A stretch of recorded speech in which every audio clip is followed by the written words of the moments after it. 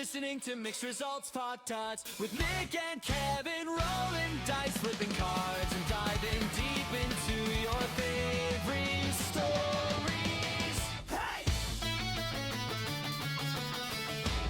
Welcome to the Mixed Results Podcast. I am Kevin with Mixed Gaming 190 and my co-host Nick with Unexpected Results MTG, and our guest today. It's me. I'm Bean with the D20 Speakeasy. What's up? What's up, man? What's going on, Bean?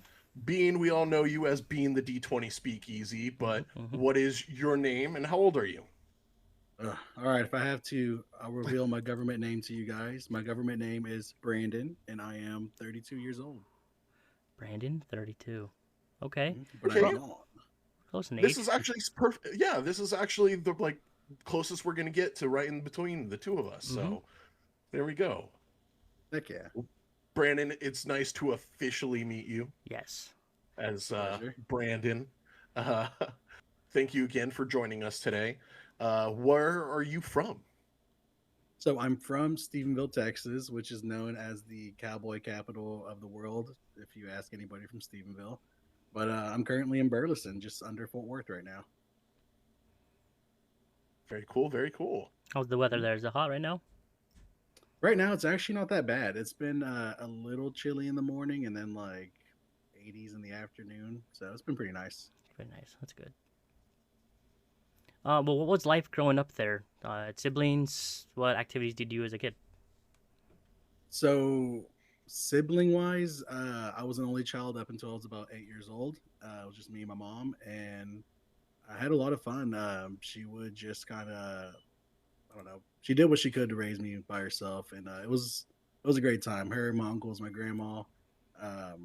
Then I had my little brother Max that joined our family, and when I was 8, we had a pretty good, I guess, year difference, a pretty good gap right there.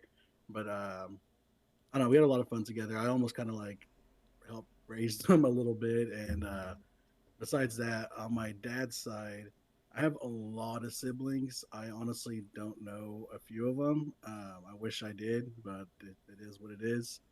But I don't know, childhood down here in Texas was pretty nice. Did some football growing up. I moved around a lot, which low-key kind of sucked a little bit. But, I mean, I don't know. It happens, right? But, I mean, I don't know. It was pretty nice. As far as anything else I did, I mean, I guess that was really it. I was just a little nerd growing up, playing video games and having fun down here. A little nerd growing up.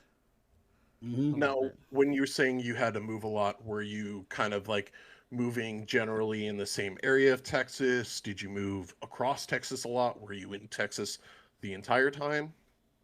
So I've lived in Texas my whole life, but I've bounced around between Stephenville and then like the DFW area. There's a town called Arlington over here. And I did some bouncing back and forth there. But I remember in 3rd grade, I literally moved 3 times in that 1 year. Wow. And it was all in the same town, all in Arlington. But that really sucked. You get to a point you're like, I'm going to move again soon. Why should I make friends right now? I should just do my stuff and keep on going. But at least I will say I made a really good friend at like the very first place I moved to in Arlington, and my mom made sure to like keep me connected with that friend, even though we moved around all over the place. So we'd still go spend the night at each other's place and have a good time. That's awesome. I've been, I don't know if I've been very blessed or very comfortable where I'm at. I've moved once, and I moved less than a mile away. Wow. Man, lucky. And that was me moving as an adult, getting my own place. So, yeah, I've been very blessed to be in a comfortable enough position to not move a lot. I mean, in your case, it probably was moving too much, but, you know, it would have been nice to get out and experience a couple more things than just the 1 mile radius that I've been in. So, That's what it was for me. We moved a lot to different houses, but we were still in Salt Lake City and the areas around it. It's literally a street over and you're in the next city. And so technically, I moved across from cities, but still within 10 miles of each other. Hmm. So just different environments a little bit. Right. Uh, one of the craziest moves I will say when I was 17, that's when I was still, still a kid. Mhm. I moved out of my parents' house and me and Rob actually got an apartment together with his girlfriend at the time. We're still in high school, got our own apartment together. That was a Wow. crazy time period. Hmm. I bet. Good times. I I had one of my best friends move in with me right out of high school. Um, glad that you guys stayed friends. Can't say the Yeah. same for me. Um, Me and Mixed are both the babies of our families, Hmm. and hearing your age gap and knowing that your mom was a single parent and saying that you had to basically help raise them. I mean, that's not a perspective me and Mixed or me and Kevin are very familiar with. Would you mind kind of just sharing a bit of what was that like growing up? So yeah, Basically, I will say up until I guess I was 8, that's when my mom remarried. Even though I had a stepdad and Max had a father, I was still the main. Like I don't know, my mom and me were the main ones to kind of be there for Max. My mhm, stepdad worked so much, and I love my stepdad. We've come to we come to terms with each other. We talk to each other about things, but like there was just a lot of hard moments growing up together, and we really like kind of had to stick to not we I know we really stuck together to make things easier for each other. And as soon as I got my license and Max was 8 years old, 9 years old, I made sure we got to go all over the place, like to the malls, to Six Flags, stuff like that.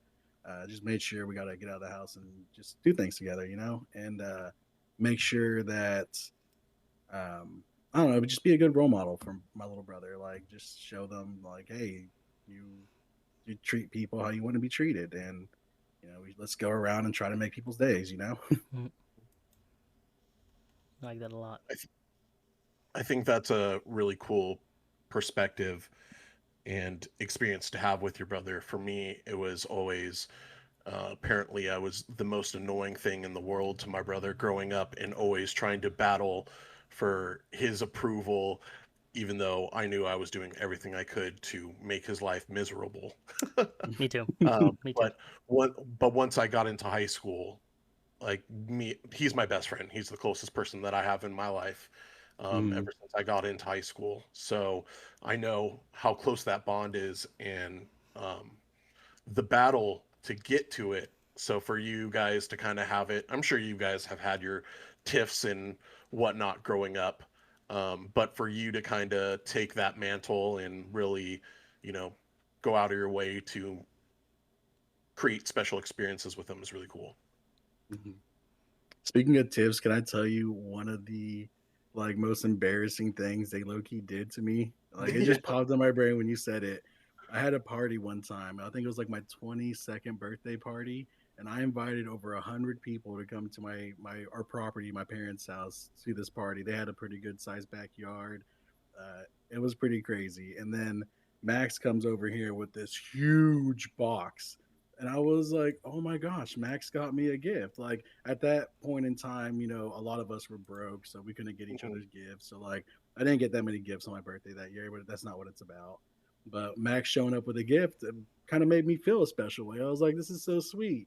I open up the gift and I get to the bottom and it's just a note that says nothing. And I was like, they gifted me a big box of nothing on my birthday in front of so many people. And I was like, thanks, Max. This is great. Uh, uh, uh, that is something I've done to my older brothers. It was like the first year my parents were like, all right, like, you start have some of your own money, like, your brothers get you a gift, you got to get them something. And so I did the typical box in a box in a box that's really tape and hard to open, Mm, get all the way down, and it was an IOU. That's great. Yeah, that's definitely a little brother move. Sounds like something I'm gonna do. My family for Christmas we draw names, and whoever you have, you spend that certain amount on that person because we have a big family and it's a lot of money to spend for each individual. So we do one person. Sounds like a good idea. I think I'm gonna give my person just a bunch of empty boxes. Just saying, good job, sticky notes. You got this. That's I like it. Well, we kind of started to get to know you a little bit about you growing up, and we know you already from the content that you put on TikTok. But what do you do outside of content? So outside of content, I'm a little bit of a family guy. I got a couple of kids and my wife, and just try to have some fun, play some games. They are older, so one of them does have or I guess both of them do have a job. One of the girls has a job with me at the shop we work at, so that kind of works out. We have the same schedule, so we can still enjoy our time afterwards and whatnot.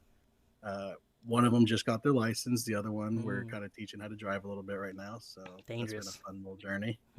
But besides that, honestly, production is taking up a lot of my free time between like the stickers and the laser etching, which I actually really enjoy doing it. I just wish I had more free time, honestly. But besides that, music, video games, stuff like that are some other things I'll use to kind of fill up some time. And oh, big thing on my end, I love resale shopping, like going to garage sales, going to thrift stores, stuff like that. That is my jam. A lot of the stuff that you see around here is from resale shops. Oh, really? I love it. That little creepy poster right there, I paid like $10 at an antique shop down the road. Dang. Love it. And it's actually like a thick like type of material and stuff. TV, there's all sorts of things back here. I don't know. That's my thing. I love it. Now you say resell, but you are pointing things out that are in your room that you haven't resold. Has that Yeah. has that become an issue where it's the resale hobby has now become more of a collecting hobby at all? For sure. My parents done a lot of like antique booths and stuff like that, and so I Oh, kind of cool. picked up some bad tendencies from them when it comes to buying to sell, and ended up buying to hoard Mm, instead. mm, mm-hmm. I'm definitely a maximalist in life, so I try to cover as much space as I can with little things I like. That's me. Growing up, my grandpa was a auctioneer, so about once a month I would get hired to um, help him with his auction, and it'd be all these antiques and other really cool things, and then he would convince me to use my paycheck that he gave me for working that day on the stuff that he couldn't sell. Oh my gosh. What a it, hustler. it was a great scheme that he had going on for me and my brothers. Unfortunately, I was too young to catch on that it was a scheme, so got taken advantage multiple times on that. Well, with I your ran a hot name. dog. Oh, sorry. No, go ahead. Go ahead. Go ahead. I was just gonna say I ran a hot dog truck when I was a kid at my dad's car dealership he ran or whatever. I was out there on the weekends just in a big old truck, just cooking up hot dogs and nachos and just giving free food out to everybody. That Hell was yeah. my little kid gig. Because of that, now I have a question. How many hot dogs can you have you? Do you think you've eaten in a year? Okay, the funny thing about this is something that me and Rob started earlier this year. We have a hot dog tally going on right now. Let me check Discord. I can give you the exact number of hot dogs I've eaten. Uh, There's no way. And you started yes, this year. You're starting to count this whole year, right? we started it this year. Me and him started as a joke. He like read a fact saying the average person consumes like was it like 72 hot dogs a year or something like that. And so Mm. we decided to keep up with that. And then we started asking people like, Chef, how many hot dogs have you eaten in a year? And then I asked Mana because like Mana was like Weenie King over here or something. And I forgot what it was. It was a ridiculous amount. Props to him. We declared him Weenie General after we found out how many hot dogs he ate. And with this But I, challenge, you're not going out of your way to eat a hot dog. You're just whenever you mm, eat a hot dog, you mark a tally or whatever. Yeah, we just want to see like if this I guess average between me and him kind of adds up. Hmm. So currently, I am sitting at 9 dogs for the year. 4 months in, okay, could be better. Yeah, it could be better, You need honestly. to get your numbers up. Like I do. I need to get those weenie numbers up, boys. So rookie numbers, pal. Yep. It's rookie numbers. I was a little No, embarrassed to say that. no, the Mix had brought up this same fact, and Hmm. it's come up a couple times on the podcast. And I still am firm belief that I have yet to have a hot dog all year. Yep. And Really? Yeah. question: you considering a hot dog as in like just a bun and hot dog or weenie, or are you considering like a corn dog? No, I would No, there's a consider. spirit to it. Me and Rob had an argument about this. There's a spirit Okay. to it. It has to be a bun weenie type situation. You can't have Barbecue it hot corn dog. dogs because that's a whole separate thing. That Okay. is a stick inside a pancake weenie thing. That is a corn dog, not a hot dog. Okay. Okay. Good to So know. I Very was gonna passionate. consider. I was gonna consider a hot dog anytime you consume just the meat, like itself. So if it was, like, if you had beans and weenies, you had mac and cheese and cut up hot dog slices or whatever. Like I would have counted all that. But anytime there's like a bun, and it's like, hey, do we want to do hot dogs or do we want to do bratwurst? I'm always Hmm. bratwurst guy. I do enjoy a bratwurst. The Yep. Lowe's guy knows me. He will see me and he'll wave, and I'll be like, "My man." That's most of my count, honestly. Is the Lowe's guy. So, but are those the bratwurst or are those hot dogs? Those are to me, to us, those are considered hot dogs because that is a wiener between the bun. Okay. So as long as it's tubed meat between a bun, you're counting it as a hot dog.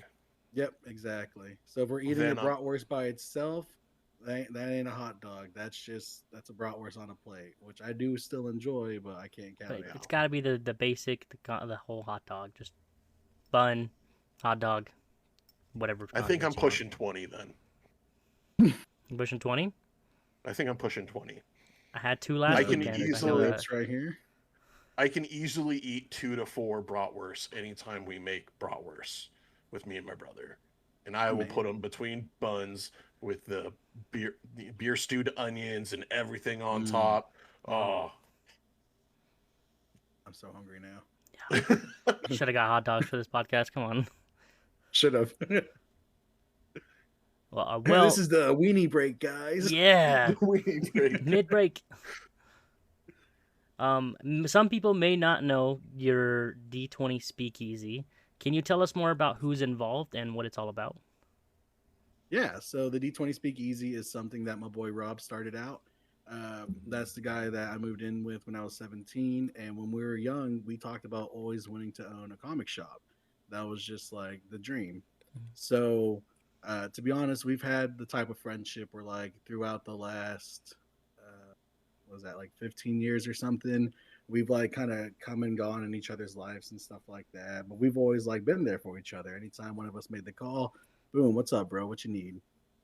But so he started the D20 Speakeasy, and he started it, and it went off a little bit, but then he kind of lost a little momentum on it, and then it was right around the time we kind of like reconnected. We started talking about things again, and I was like, "Hey, man, we talked about it. Let's do this." And so we went ahead and decided to start trying to work our way to a new comic book shop again. And so we started off by selling cards online.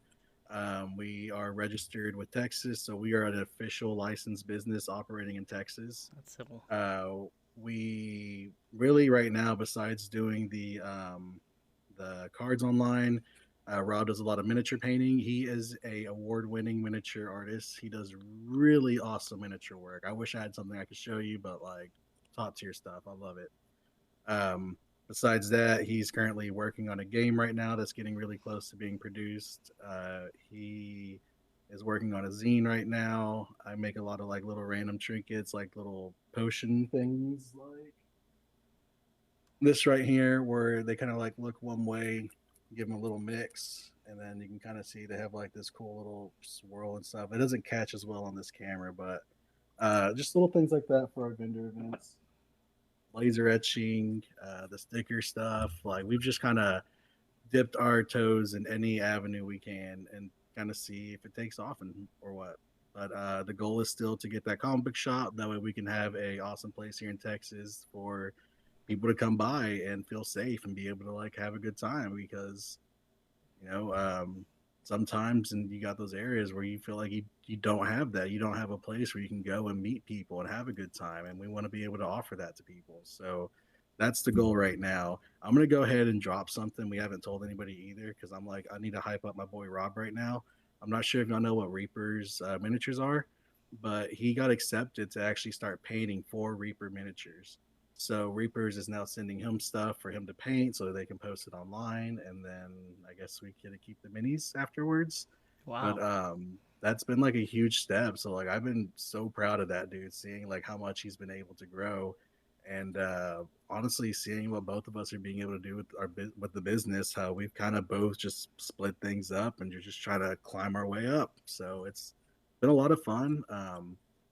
We've really hit hard at the beginning of this year. Last year was kind of like, putting our toes into things, seeing what we think about things, seeing what works, what doesn't work. But that's since the beginning of this year, like we're going pretty hard at it. So Oh yeah. keep an eye out on us. That's awesome, man. Yeah, I was looking up Rob's page. He doesn't post much on TikTok, correct? Yeah, he does like some of his miniature paintings on TikTok. Or I think his name's Rob the D20 Speakeasy, but he does a lot more on Instagram. Okay. Yep. And do you know his at on Instagram so we can shout him out real quick? Yeah, I'm pretty sure it's Rob dot the D20 Speakeasy or Rob the D20 Speakeasy. But if you check out me being, I know I tag him in a few things, but let me make Sweet. sure I have him right. Because I was checking out some of the videos he had posted on TikTok, and he has some insane work. It is It's awesome. really, really, really cool stuff. But Yeah, that's so if you awesome. heck yeah, if you want to find Rob on Instagram, it is Rob D20 Speakeasy. Check him out. Check out Definitely. Rob. Uh, Um, I've been kind of throwing around a similar idea with my buddy who is planning on hopefully getting his own uh, game store going on in Oregon. So it's been more of configuring my move to get up there. But you set a huge point into the thought of our business plan and idea was a place people feel comfortable and safe. And I think that's such a huge thing, especially with some of the negative stigmas that go along with a lot of LGSs, is a lot of people don't feel safe or accepted in LGSs. So people creating those safe spaces to build a community and play games and learn games is, I think, really important. So Mm-hmm. I'm excited for 100%. what's to come for you guys. Heck yeah. Thank you. You've talked about you guys do your sticker work, you do the potions, Rob's painting figures. You recently got into like laser etching. What have been some of your favorite creations so far? So on my side of things, my favorite creations are I made a deck box. I took a torch to it after I got everything cut to give it like an age look, and then I went ahead and sealed it all. Laser etched our logo on it, QR code, and this is just the start of it. They're gonna grow from here, but to be able to say like I made this, I made something, like I thought that was so cool. Besides that, I just did a life counter today. So it's a little wooden life counter to keep track if you're doing like a 1v1 or something like that. But the goal right now is every vendor event, I want to have just two different items that are brand new that we haven't showed yet and just be something else that we're pushing out. Rob does some really cool sticker work as far as like designing and stuff like that goes.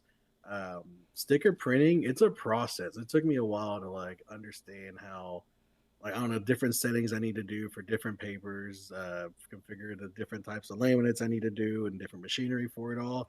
But like to print out cool little stickers like that, like I don't know. It's a lot of fun. It's not catching the flow too well, but I've been doing a lot of cool things for people on like a personal level recently, and I thought that's been neat. I helped a mom make a bunch of stickers for her 5-year-old birthday party. I wish I could show that off because that was one of my favorite because it has him versus Godzilla on it.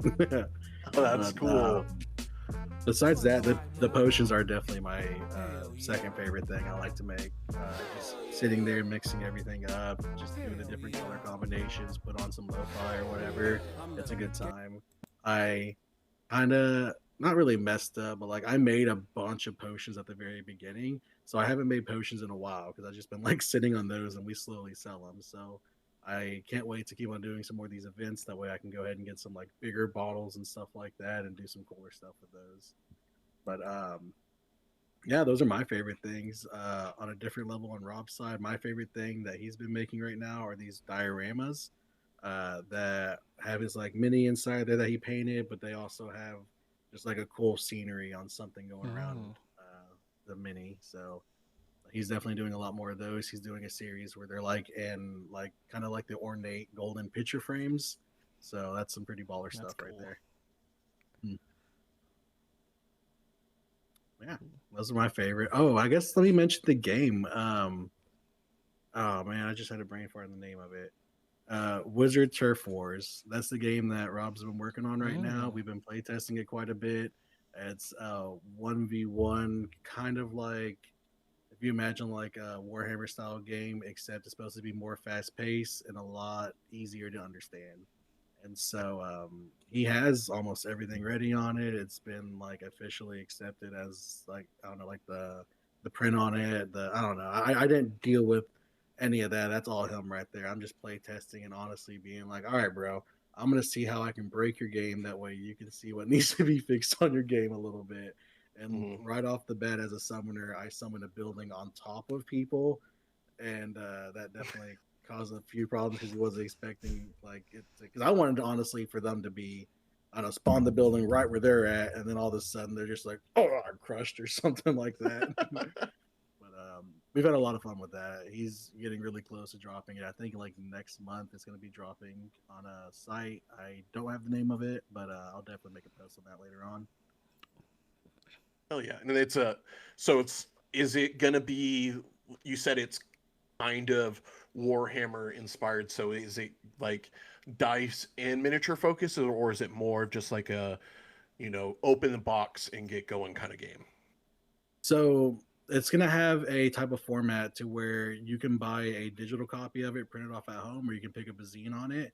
You can use any minis you want to use for it. It's pretty much supposed to be like, hey, here's some rules. Whatever you want to do to play this game, to set it up, however you want to do it, let's go ahead and do it. As long as you have a 24 by 24-inch area and you have a few things, I guess if you're doing a 1v1, if you have 8 figures that you can use as your little wizard dudes, you're good to go. I get into dice. You're good to go. And so, last time we played, he has all these really cool figures he brings with him. I was like, hey, I'm gonna play this in the true spirit. So I just walked around my house, picked up little things I had, and I'm like, all right, cool. Mario's gonna be one of my wizards. This random rock's gonna be one of my wizards. And then I also got to pick some of the terrain. So I was like, all right, cool. This piggy bank is one of the terrains. So, I'm gonna play it in its true, classic, in Mm-hmm. my opinion, classic style. Whatever you want to use, Yeah, go ahead and use it. love that. Love it. And it sounds like it has some hints of Dungeons and Dragons to it too. Yeah, as far as like some of the classes and stuff like that goes, and a lot of the moves and stuff, they're definitely inspired by Dungeons and Dragons, and it's pretty sweet. We're gonna be doing a video showing us playing it at some time. That way, we can just kind of show people what it's like. But it's really interesting seeing like the different levels you climb up because you kind of start off like at a level one where you just have kind of like basic type of abilities and stuff like that, and then after everyone does the first round, you go to like your level two spells, and you can go ahead and have access to all that. That's So you cool. kind of grow as the turns go on, and it just gets pretty crazy. Cool. I'm excited to see that. We'll have to maybe play it Yeah, on the podcast. heck yeah, that'd be great. Well, you talked about being a vendor. What has your experiences been as being a vendor? Do you have any or any advice or lessons you have learned that you wish you knew when you started? Yes, people use cash. Cash is still a thing. Bring change with you. That was very important. I think we had like change that was in our car for the very first one we did. Mm, We made it work, but the second event we made sure to have a little till box and everything. Make sure you got some business cards too, or something to show off who you are. We used to have these cool little tokens. I thought I had one on my desk, but I think I misplaced it. But they were just like a little 3D printed token that had our name and our QR code on the back of it. But during the last event, since we now have an official website, we've kind of changed up the QR code, so those are kind of obsolete right now.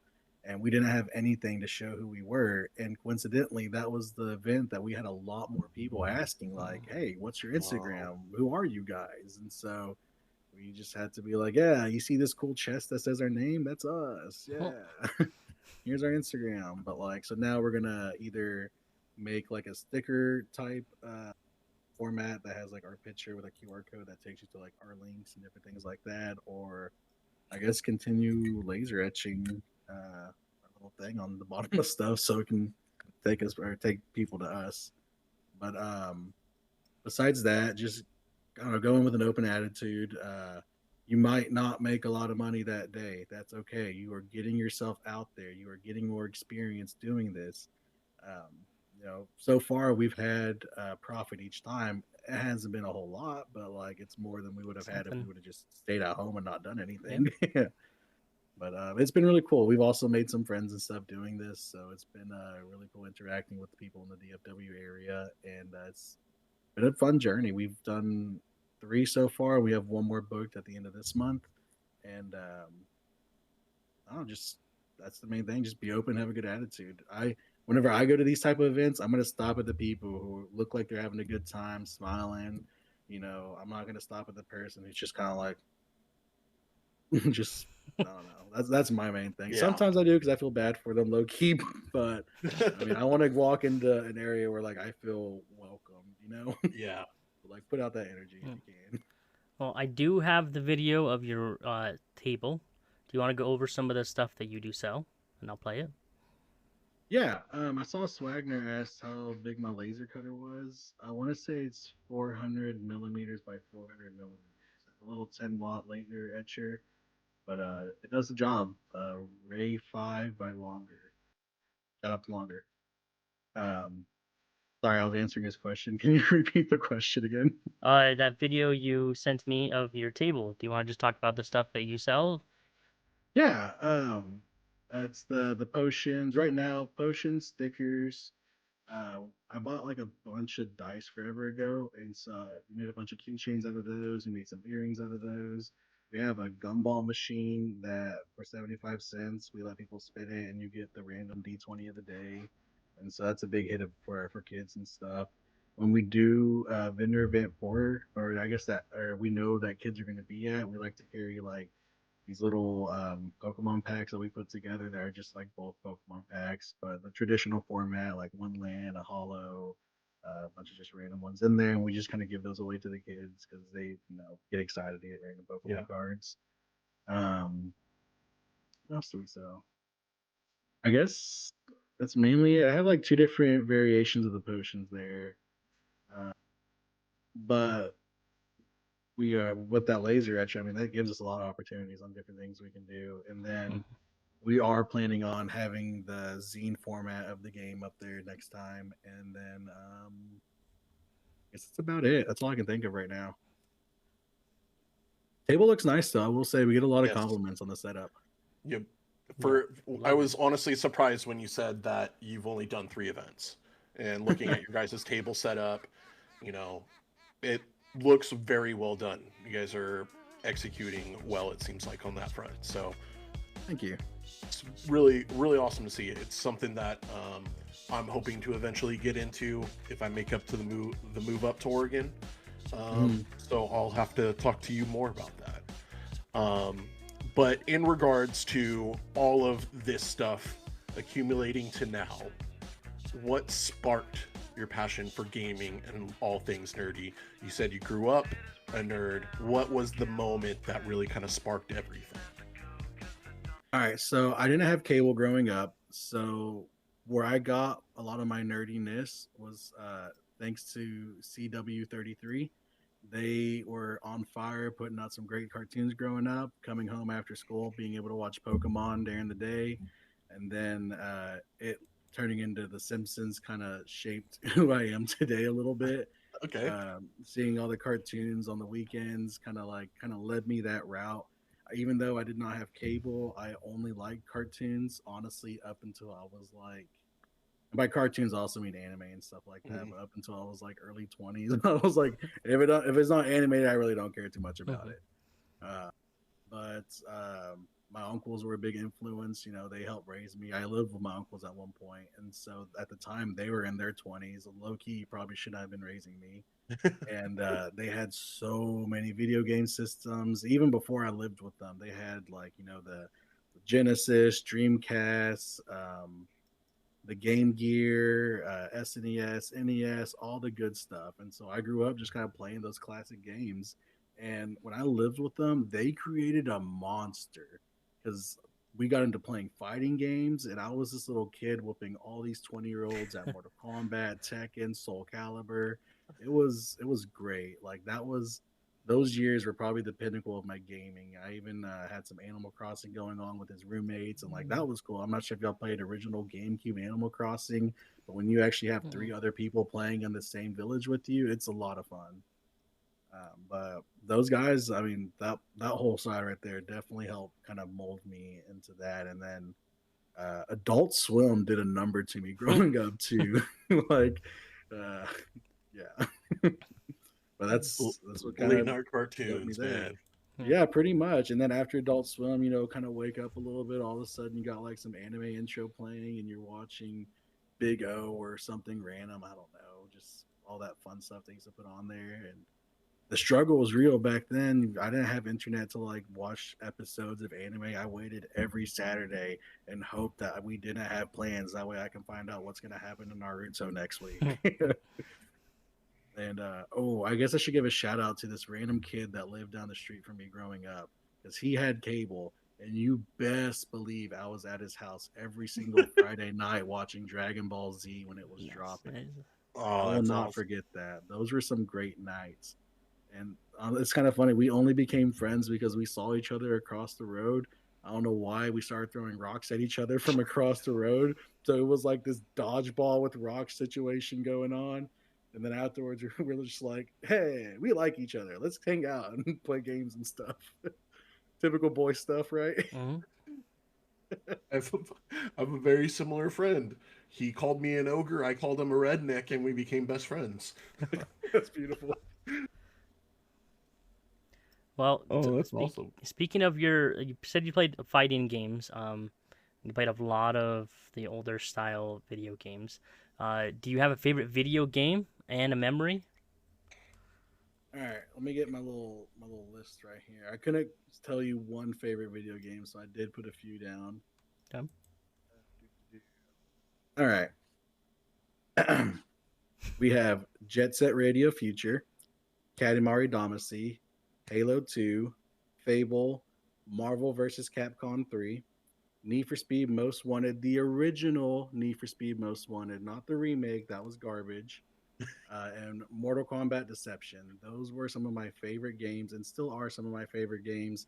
If I were to give you like a newer game nowadays, I would probably say Ghost of Tashi something. I don't know how to pronounce it. Tashi. I don't know. It's on PlayStation. Yeah. It plays a samurai. It's a pretty sweet game.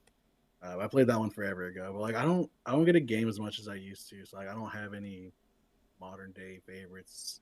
Maybe Stardew Valley, but Hmm.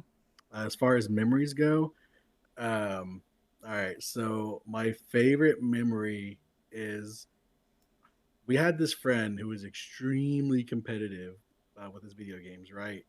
Very competitive, kind of annoying, but what is what it is. We played some Street Fighter, and when it comes to fighting games, if I'm not familiar with it, I'm not shy to get my butt beat at a fighting game. I'll keep on playing repeatedly because I'm gonna low key pick up on that person's fighting style a little bit.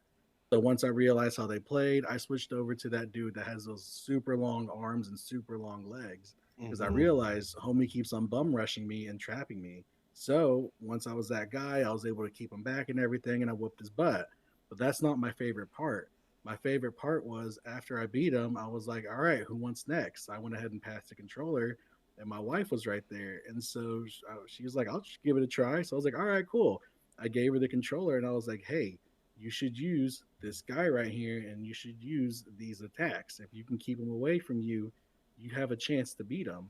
And like she doesn't really play much games. The most gaming experience she has is Animal Crossing and The Sims. And so she's over here, they're fighting, going back and forth, but she starts locking him in. She wins one of the first rounds. It goes for the second round. Homie gets up and shuts off the console Oh. before he loses. I was Oh, so that's the proud of best. my wife. Like, oh my gosh, that Mhm. was such an amazing moment. Not only do you completely shut him down, you give your wife the keys to Mhm. victory. Oh yeah.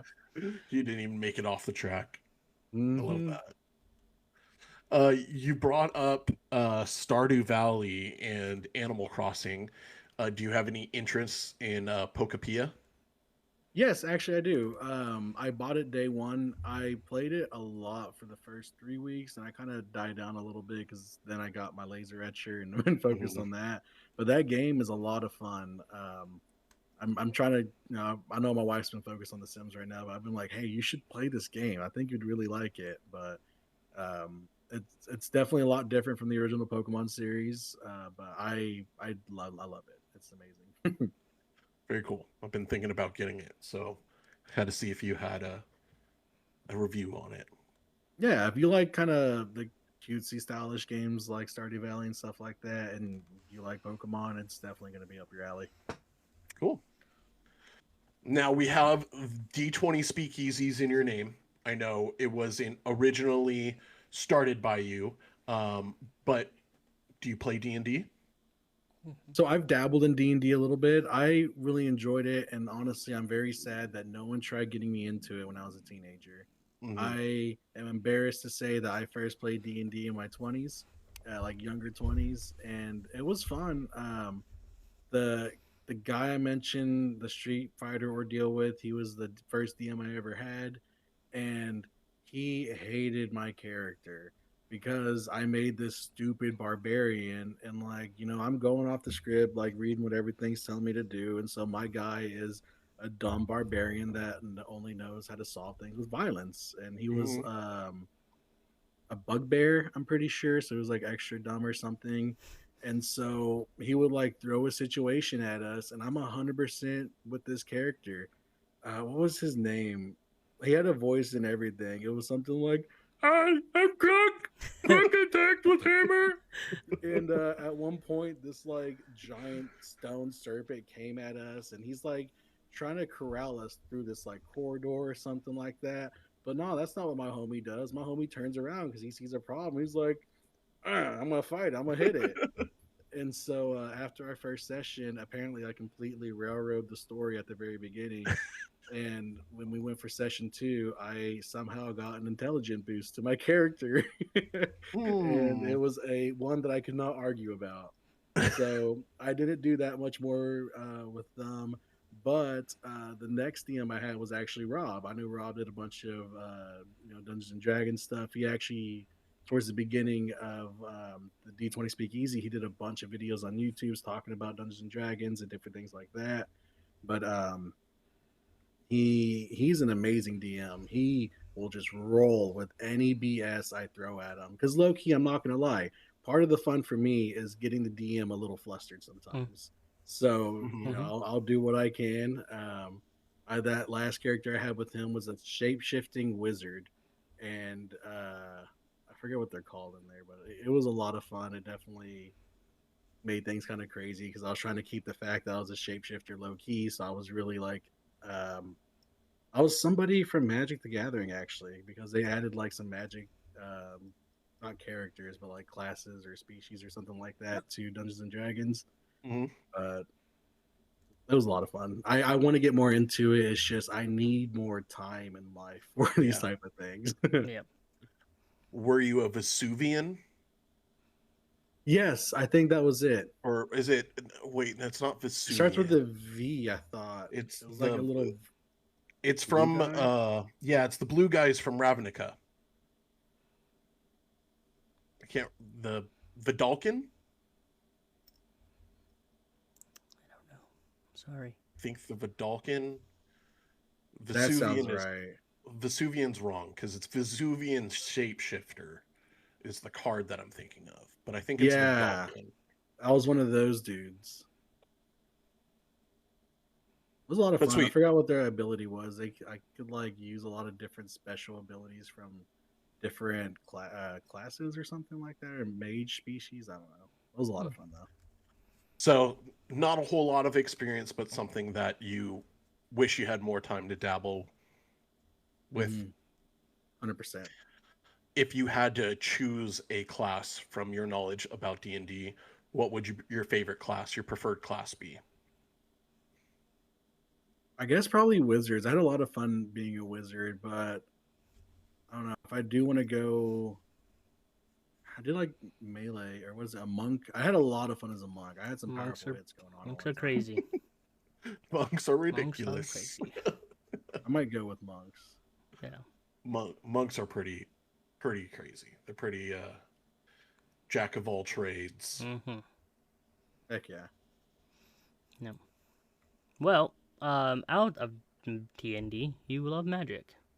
What is your favorite Magic the Gathering set? Or when did you start? Sorry, when did you start playing Magic? So I started playing Magic in 2011. Uh, During that time period, I played Magic between 2011 to 2013. Um, I was very shy about it. I only played with two people. That was my buddy Jeremy and my buddy Rob. Those are the only two people I played with. Jeremy tried getting me to go to the LGS and do Friday Night Magics there, but I was I was really nervous. Like, I was intimidated by these people that I don't know who have been doing it for a while, who are going to have these awesome decks and who are probably going to look down on me or something like that. Which, growing up, that's not how most LGSs are like, at least in my area. But I still had that fear in me. I got out of Magic, in 2013, and I actually gave all my cards to my buddy who got me into Magic. I was like, "Here you go, man. You can have all these cards." I had some high dollar stuff in there. I don't remember exactly what, but I remember I've seen some of the prices here and there. And his wife left a like 2 liter in the back seat, and he left the cards in the back with no cap on them. Mm. We're in Texas, and all those cards got ruined by Dr. Pepper. So Oh, that really, because like low key, my plan was if I want to play Magic, I know he's good at deck building. I'll just be like, hey, bro, let's play some Magic. Let me use one of your decks, and we'll play like that. But so like that really turned me off of Magic afterwards because I was just like, I just spent so much money. I gave it away to a friend, hmm and it's all ruined. Um, and then a little, I guess around maybe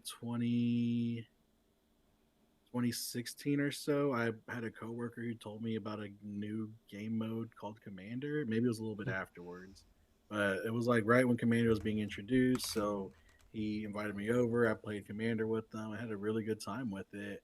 He ended up moving shortly afterwards, and I knew nobody else who played Magic. So I was just like, well, that was a nice taste. I guess I'll just go re-download Magic 20. What is it? 2012 on my Xbox 360 yeah. and play that by myself. But besides that, more recently, we had another coworker. Me and Rob were working together at our current job right now, and we had this new guy join. He started talking about Magic the Gathering, and he asked if we wanted to get into it, and we're like, yeah, let's just give it a shot. It's been a while, but I'm down. So we picked it back up right when Brother Wars came out. Mm. Okay. I want to say that was 3 years ago. I'm not 100% sure about that. Maybe two and some change, but that's the set that we got back into, and yeah, I've been hardcore into it ever since then. I guess maybe a year after being into it, that's whenever we decided to go ahead and give the D20 Speakeasy a shot again, or at least have me join on and give it a shot again. And then I guess low key started becoming a content creator online. That's an Very awesome cool. story. Did you was it anything about the Brothers War set in particular that you like loved, or was it just hey, time to get back into it? So it was definitely time to get back into it, but I honestly think that that was probably the best set for me to at least jump back into because I always loved artifacts. And I picked up that Urza Precon because it was just on the Hmm. shelf, and that opened my eyes. I love that Precon so much. That is currently my probably one of my dirtiest decks I have right now. I looked into like some of the history when Brother Wars came out, and it was really cool. Kind of just reading into how things happen and how they progress between them, and get to the point where we are now. And I even looked a little bit more into Urza himself because Loki, I became a little Urza fanboy afterwards. But uh, it was just such a fun set. Just all the synergy between the artifacts really sold me. And the artifacts are so versatile. I mean, they go in every deck. So Yeah. anytime I'm just like, man, I feel like some random cards. Sometimes I'll just buy some Brother Wars because I'm gonna expect to get some fun artifacts to toss Hmm. around. Very cool. Is that your favorite set, or do you have a favorite other favorite Magic set? Mm, I really don't have a favorite set. I have a lot of favorite elements from different sets, but and I guess I have sets I don't care about. It's definitely on like I guess my top 10, but my top 10 are not in any order. They're just sets I do like. Or top Hmm. 5 maybe. Dominaria remastered. I Okay. believe it's remastered. That's a good set for the tutors, I believe. Hmm. I get the Dominaria ones mixed up because I know there's a bunch of them on the shelves whenever I was at the shop at the time. Yep. But there was one in particular that I was just pulling tutor after tutor after tutor in. And I was happy with that. I kept on telling people, hey, pick it up. And then one of my buddies was like, bro, I just got 2 worldly tutors. I was like, that's what I'm saying. There you go. I think it's remastered. I think you're right. Remastered. Okay. Yeah. I spent too much money on OB1 or the Phyrexian all will be one stuff, and then the dinosaur set. Those are the two sets I probably spent the most amount of money on because I just had to have an Elish Nor, and so I'm gonna buy multiple booster boxes and a couple of the Phyrexian oil complete Hmm. bundles. And the funny thing is, the very first complete bundle I purchased online, which I don't like buying from Amazon, but I was available at the time. I bought it forever ago. It took forever to get to me. I was impatient, so I bought all this other stuff to rip it. And then when I finally got that box in the mail, there was my Elish Norn. If I would have just bought that one, Mm. I could have saved myself hundreds and hundreds of dollars. And then Or next set, I'm gonna hunt that dang Mana Crypt. Never got the Mana Crypt. Dang. but the feeling of buying it from your LGS or online somewhere is not the same as opening it. Mm-mm. It's like it may save you hundreds, maybe even thousands of dollars, but it's not the same. Yeah. It's just a Now I feeling will of it. say, Oh, go ahead. hmm?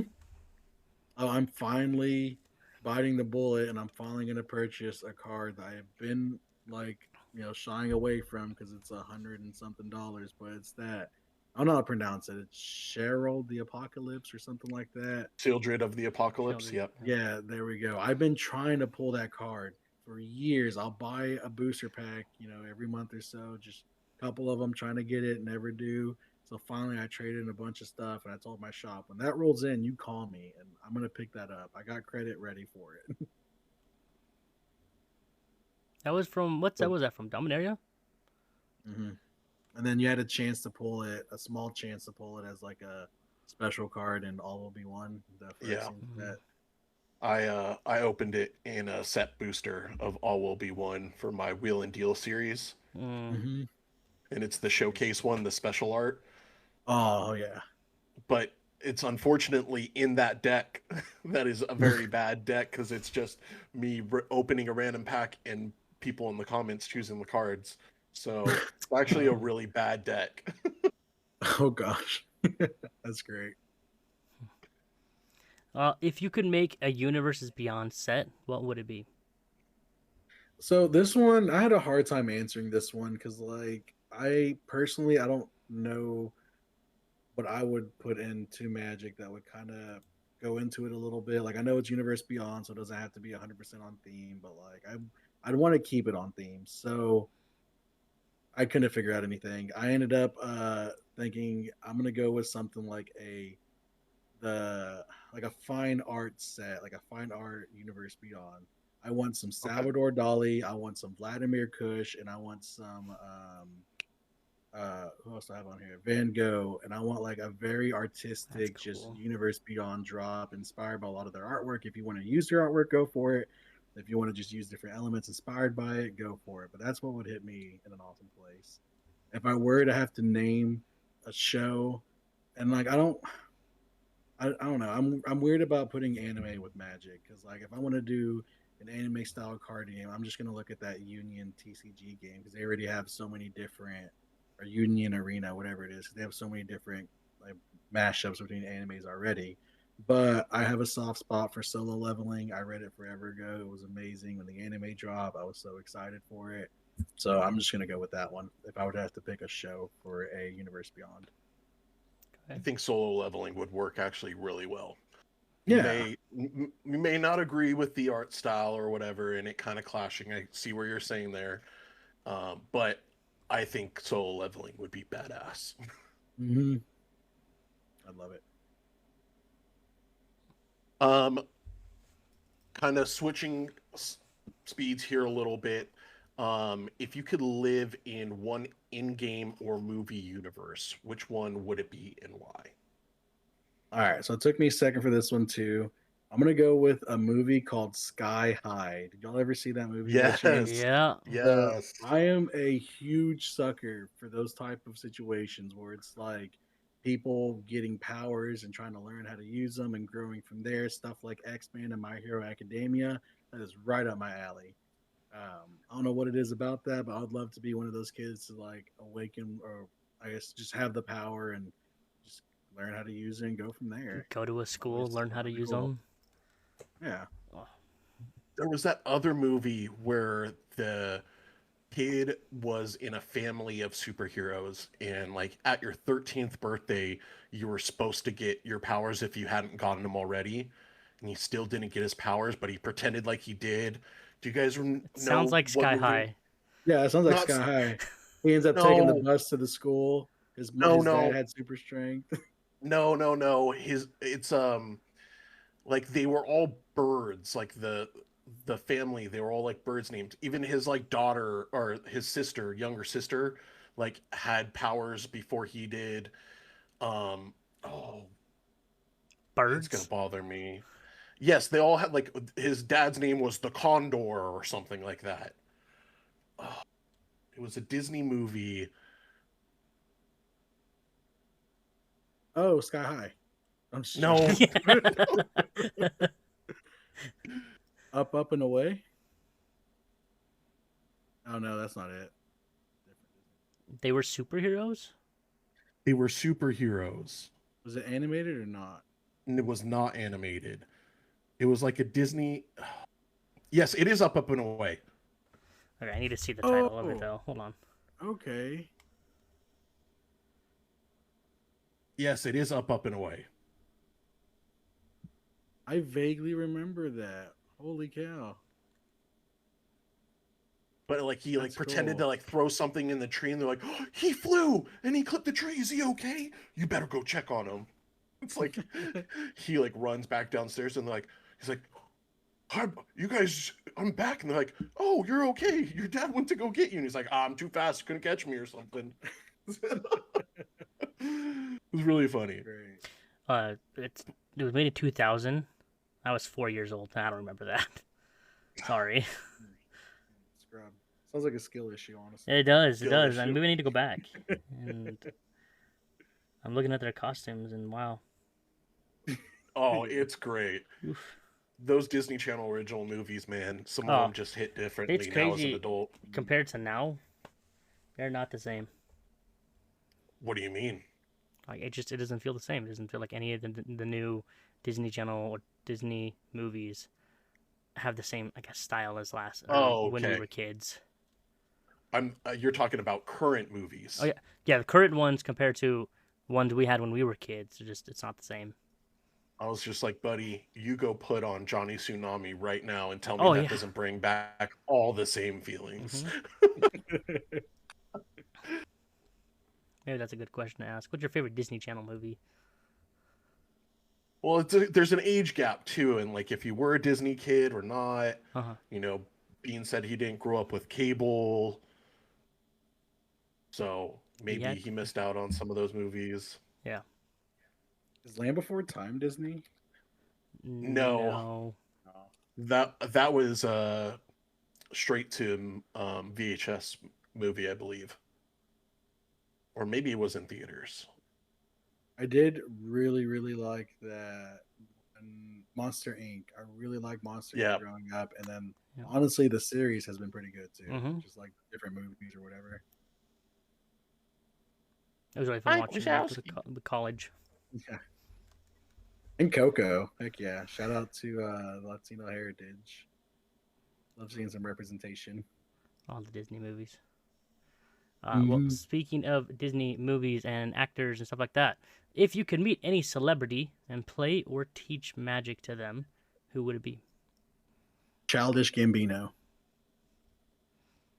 Okay, why? Just seems like a fun dude. Donald Glover, I think it's Donald Glover. hmm Yeah, I've seen him in different shows growing up and movies and whatnot, and hearing his music. He just seems like a very interesting character. Somebody I could definitely just kind of chill with and just, I don't know, talk to him, pick his brain a little bit, and enjoy our time together. I like it. That's a very interesting he's one. one of those guys who gives off like a very goofy kind of carefree attitude, but he's like very well educated and well spoken when needs to be. And I mean, yeah, I love his music, love his acting. Hmm. Great choice. Hmm, Thank you. like it. What about you guys? Who would y'all pick? Let me ask y'all that. I know we asked this. I can't. I honestly cannot remember what I said. I think I said Seth Rogen Oh yeah, you did. Okay. just because I love Seth Rogen. Will Ferrell is another good one. I just want to Oh. like whenever like I'm not too worried about like the game of magic going on very smoothly. I just want to laugh, and I think they would bring like funny like haha decks, not try to meta game and do anything crazy, but they would be like, I want a dirtle. hmm Somebody I think I want to make brings an Infinity fun. box of draft. mine was Robin Williams because I wanted to hear him Yeah. make all the voices and just he make a. I'm sure he would make a comment to everything he does Hmm. in different That'd be voices. cool. So yeah. Well, now time for the more serious, touchy subjects. Fair Mhm. warning, everybody in the chat. Um, Bean, Brandon, what's a moment where the community support genuinely surprised you? So we have a crazy supportive community, and uh, seeing people get together during a lot of other, people's hardest times in life was really awesome. Seeing like, um, I don't want to, I hate bringing stuff up, but whenever Lonnie lost his wife, or Dustin was going through his stuff, or Rin had some things going on, a lot of people got together and really helped each other out. And I didn't know that this community got down like that, and it made me proud to be among these type of people. Like, you in life, you meet a lot of selfish people, and jumping on here, just seeing how like helpful everyone is with each other, it's been amazing. I think it's more surprising too because genuinely, when you think of content creators, they're more self-absorbed people who are really trying to work the algorithm or the community for their best interest, where it's really seemed like in a lot of cases that's been the exact opposite for this one, Mm. where it's we've kind of really been drawn together in wanting to work together and see each other succeed and see the community succeed as a whole rather than, push to become the best in our genre. Hmm. And just knowing that, um, even if you're going through any type of like mental problems and stuff like that, there's a lot of people out there who are willing to listen to you in our group, and that's so important to have in groups. I've been through my fair share of like um, self doubt and stuff like that on this journey, and like I've reached out to some people. I reached out to one of the biggest people, Chef, and like just being able to get honest with somebody and like I don't even know these people. Like you guys are just people online. I don't know you guys, but like now over the years, like we've gotten to kind of know each other a little bit, and like I don't know. It's been awesome. It's awesome knowing that like just if there's a problem, there's some people there who can listen to me, and that's just very important. Chef's a good Shout out guy. to you, Shout Chef. out Chef. Love you, bro. That's Yeah, not shout out what I was Chef. going for. Homie checks on me quite a bit. I love that dude. Awesome. That dude just messaged me Happy Easter too, out of nowhere. Oh, oh, chef, you cook your way into our hearts. Yeah. Um, what? Getting more into the touchy and feely stuff. What is some of the best advice you've ever gotten? So a majority of my life, one of my mottos is just go with the flow. Just go with the flow. If and I've just kind of done that with whatever situation. I've just kind of gone with it. As long as I'm like I'm like water, if I can adapt or whatever, everything's gonna be fine. But somebody once told me if you keep on going with the flow, eventually you're gonna lose your own beat. And like they were putting a more like spin on it, like involving music and whatnot. And like I love music, and like that really touched me a bit. And so that advice really stuck to me. Sometimes you got to jump out of that river and you got to do your own thing. You can't just keep on going with the flow. You can't just keep on following normality. You got to get out there and you got to break the mold a little bit sometimes in order to grow yourself. I I love that twist on it. Mm-hmm. Go with the flow. You hear it so often, but there. I did a lot of uh, Zen Buddhism studies in college, so they really talk about the middle path theory about not being overly one side or another. It's more finding the balance in between the two that's correct for you. So it's Mhm. like, going with the flow is good and necessary at times, but like you said, sometimes you need to, drum your own beat. Mhm. 100%. Oh, I took it in another way, but I like that too. I was thinking of like, for example, just in my life right now. I was in the same position for 4 years at the same job, and so going with the flow, as in like continuing the same thing over and over again. Mhm. Eventually, there is some change that needs to happen. So, just Yeah. thinking, my personal life that happened. Yesterday was my last day at my job. I didn't quit. Technically, I'm just switching positions and going somewhere else to another warehouse, but it's the change of pace, and Okay, I man. needed it. So I like that advice. Good. Hope that goes good for you. Thanks, man. What is something you wish people ask you but never do? So I guess it's more so like a conversation I want to have with people. I want to talk more music with people. I want to learn like I want someone to ask, "Hey, what do you listen to?" And I want to ask them, "Hey, what are you listening to?" I think it's a good way to like look into people and catch a feel on maybe I don't know, like because for me, music holds a lot of emotions and stuff like that. So like, if you pick up on what I'm listening to, you can tell maybe I'm in great spirits. Maybe I'm a little low right now. Maybe I got some like heavy metal going because I'm a little upset about something, or I'm like just got to let off some steam driving home. I don't know. But I want to talk more music. I just want to. I don't know. I want to be put on more stuff. What kind of music do you typically listen to? So I'm all over the place when it comes to my music.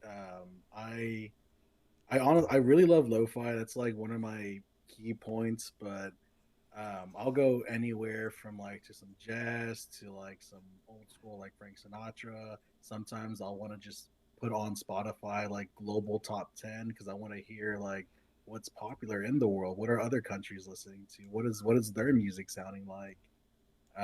But if I were just to kind of put on like maybe right now a little playlist to listen to, it'd be a lot of more chill type hip hop style music, The Alchemist, a little bit of Childish Gambino. Early Childish Gambino is what I like the most with him, to be honest. I do like some of his older stuff. I like his first like three albums were right up my alley. Some Old Man Saxon, some different things like that. But like here lately, I've been more in like a hip hop style mood. So a lot of my stuff have been just very fun beats and stuff. If you haven't given a shot yet, highly recommend A Tribe Called Quest. Classic '90s rap, but top tier, top tier rap group. What are y'all listening to? David? Uh, I like a lot of things. I'm not a big fan of some rap and like heavy metal, just because I can't understand what they're saying, and it's not That's enjoyable fair. for me then. But a lot for me is right now it's just mainly country, and some folk music, more upbeat folk and country. But I listen to other stuff too. Right on. Do you like the newer style country, more like older style country? Because I know newer style seems to be kind of poppy nowadays. Um, Both I should say. More of the older stuff, but it's hard to like now country has started to add a little pop to it, so it's not necessarily a real country anymore, in my opinion. Um, Yeah, that's how I kind of feel with it. yeah, but it's still good. Like there's still some good songs, but I don't know. It's kind of a mix. I like it all. Not Okay, picky. Not right picky. on. I grew up with a lot of oldies, classic rock, and Bob Marley. It was kind of what parents were listening to growing up.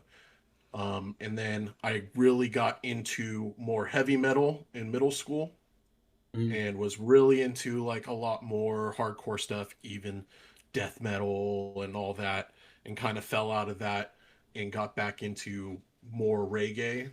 And from basically all of high school to like I was 25, I'd go to a lot of reggae festivals and concerts and stuff like that. That was at a time a path that I was going down where I was going to be an event coordinator for reggae festivals, Oh which was wow. Wow. it was a little fun time, but I chose not to do it. But Hmm. now I listen to a lot more like folk music. Okay. Mm-hmm. Yeah. I haven't listened to much folk, honestly. I don't know if Band of Horses is considered folk or not. I used to listen to some of their stuff. They have certain songs that remind me of like the new Minnesota emo music that's kind of come up in the last few years. Hmm. But I don't know. Send me some artists you like. I'd like to be interested in. I would be interested in checking out more folk music. Do you have? Oh, I don't know if you can say it on the live, but do you have the music app that starts with an S? Yeah. Okay. Because we can share playlists there. So Heck yeah. I'll share a playlist with you. Heck yeah. That'd be great. We need to get. Dylan Gossett is one artist that I have off the top of my head that I will recommend. No, I gotta look it up. Hold on. I've been putting on like a lot of folk style playlists on shuffle and just seeing what songs that I like when I'm going through them, like Yeah. when I'm riding my bike or going to the Oh store or whatever. yeah. And every time I'm like, who's singing this song? Most of the time it's Dylan Gossett. So I really like the song Cole from him. yes, Mhm. Cole's great. Yep, But yeah, highly Definitely recommend add that him. and check it out. Heck yeah. Thank you. of course. Um, Speaking of things about you, what is one thing you're interested in that most people may not know? So, again, back to music, vinyls. I love collecting vinyls. I have a pretty good collection. I don't know how many, but it's at least like that big, that many side by side, just stacked up. Besides that, I love rocks. I got a rock collection over here. I want to show you my two Was it really that close? I swear, for me, it looks like it was super far away from you. Yeah, favorite. looks so far So away. this is one of my favorite ones I have. Ooh. It's azurite mixed with malachite. So all the blue you're seeing inside there is all azurite, and then the green tints you are seeing is malachite. But malachite's very cool because when you polish malachite, it gets this like really cool Wow. groovy like pattern to it and everything. Mhm. And then not only that, but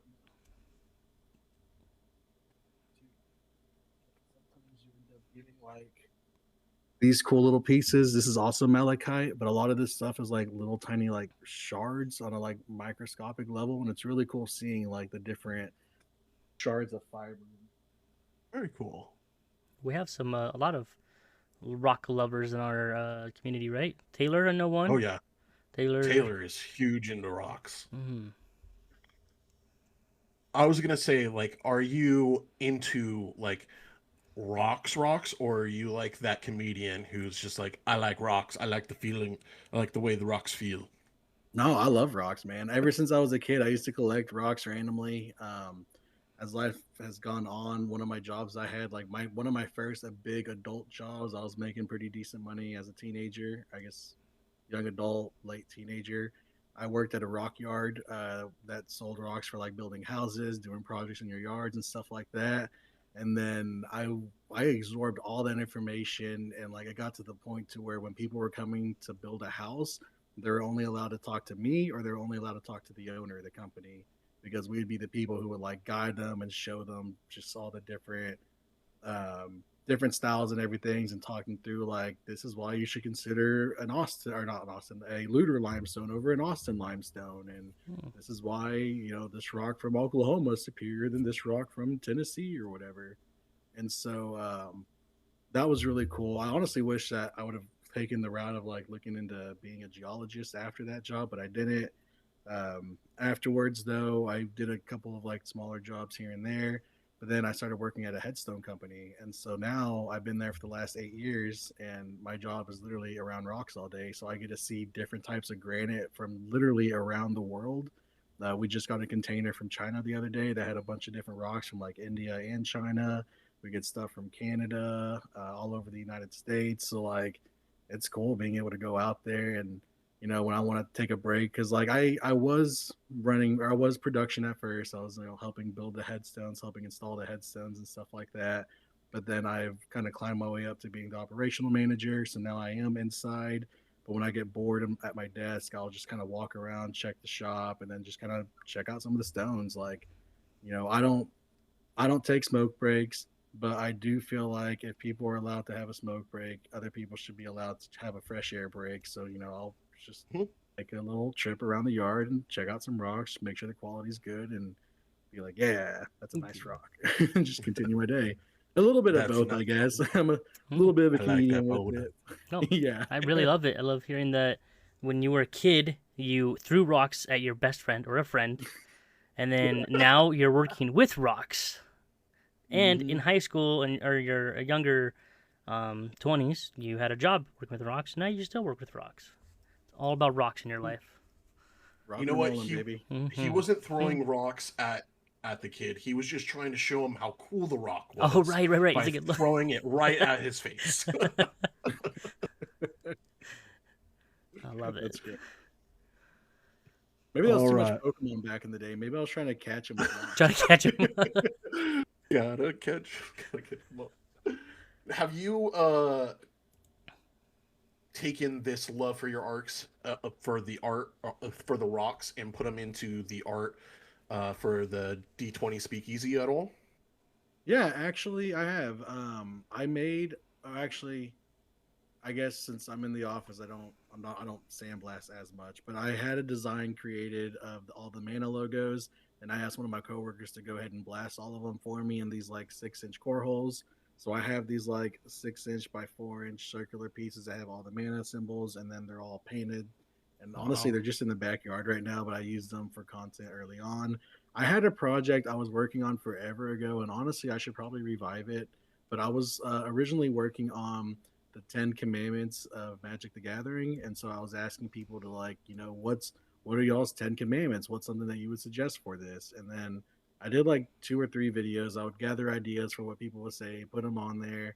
But then I started getting a little bit of lashback on it because I would just post what people would tell me exactly. Mhm. But then I didn't think about it, but it wasn't as, I guess, inclusive in the way they worded it, and I didn't mean it in that way. So I kind Hmm. of just dropped it for a second. But I think that'd still be fun. Just make a 10 Commandment style thing, bury it somewhere here in Texas. That way, generations from now, someone's gonna be like, "What is this in the ground? What is Magic the Gathering, and why is there 10 Commandments for it?" You could take it and bury it at the grounds at MagicCon Atlanta. Hmm. You go. That's Yeah, and awesome. That'd be also great. honestly, that job has since I used to cut some of the stencil for the headstones at one point. Now that I started working with the laser etcher, I realized that a lot of the stuff in that program is very similar to this laser etcher stuff. So like that really helped give me a boost into what I'm doing over here. Very cool. A little bonus. Are you using like cat programs for that? Yeah, pretty much. We use what do we use at work? I want to say Canva, but it's not Canva. We have a special software at work. I can't think of the name right now, but then the light burn software is what's for the laser etcher. I think you can use it for CAD and whatnot. Hmm. I It's a lot of took fun. I took some woodworking and industrial uh, engineering classes in middle school, and we had to use those CAD programs and stuff like that. That's cool. I love it that because like a lot of schools around my area did not offer things like that. So I'm glad you had that opportunity. It's always cool experimenting when you're young. Oh Hmm. yeah, we got to make like circuit boards at one time. It was really cool. Wow. Dang. Fancy school. All right, we got one last question before we open up to the chat here. What or who has been your biggest inspiration in your life? All right, so I'm gonna go ahead and read what I typed up. Let's see. So I really don't have a biggest inspirations, but I do have a lot of people and things that inspired me equally. My mom, being one of them, who was able to raise me, and like when I think about it, when cause she was 18, 19 when she had me, I think about me when I was 18 or 19. There's no way I could have raised a kid at that age, and like to do it by yourself, I think about it and it just blows my mind. But yeah, her being able to raise me and knowing that she made sacrifices in order for me to get a Nintendo 64 for Christmas when I was a kid. My uncles too. They may have not been the best role models for me growing up, but they've always had a smile on their face, and I learned to always try to do the same. My wife, she's such a strong woman, and I've known her since I was a sophomore in high school. I remember when I first saw her, and she had this extremely cute, just like it was in at the time, but this oversized beanie that she was wearing. But Mm-hmm. I watched her grow a lot as a person over the years as well, and just seeing all the effort she's put into her career and stuff is very inspiring because it's taken her places. She's a florist, and she's actually won awards on a national level, on a state level. She's had people in the UK hit her up who were on flower competition TV shows to deliver or to make and Wow. deliver stuff in our area. Like she's a badass, bro. What else do I have here? And I'm inspired to be the best version of myself for her because I want her to be as happy as can be. So that's one of the people who inspire me, and then the community. You guys inspire me to keep doing this, whether it's content creators or it's just viewers out there. It's the non-stop support from everybody to keep on going really helps push me forward.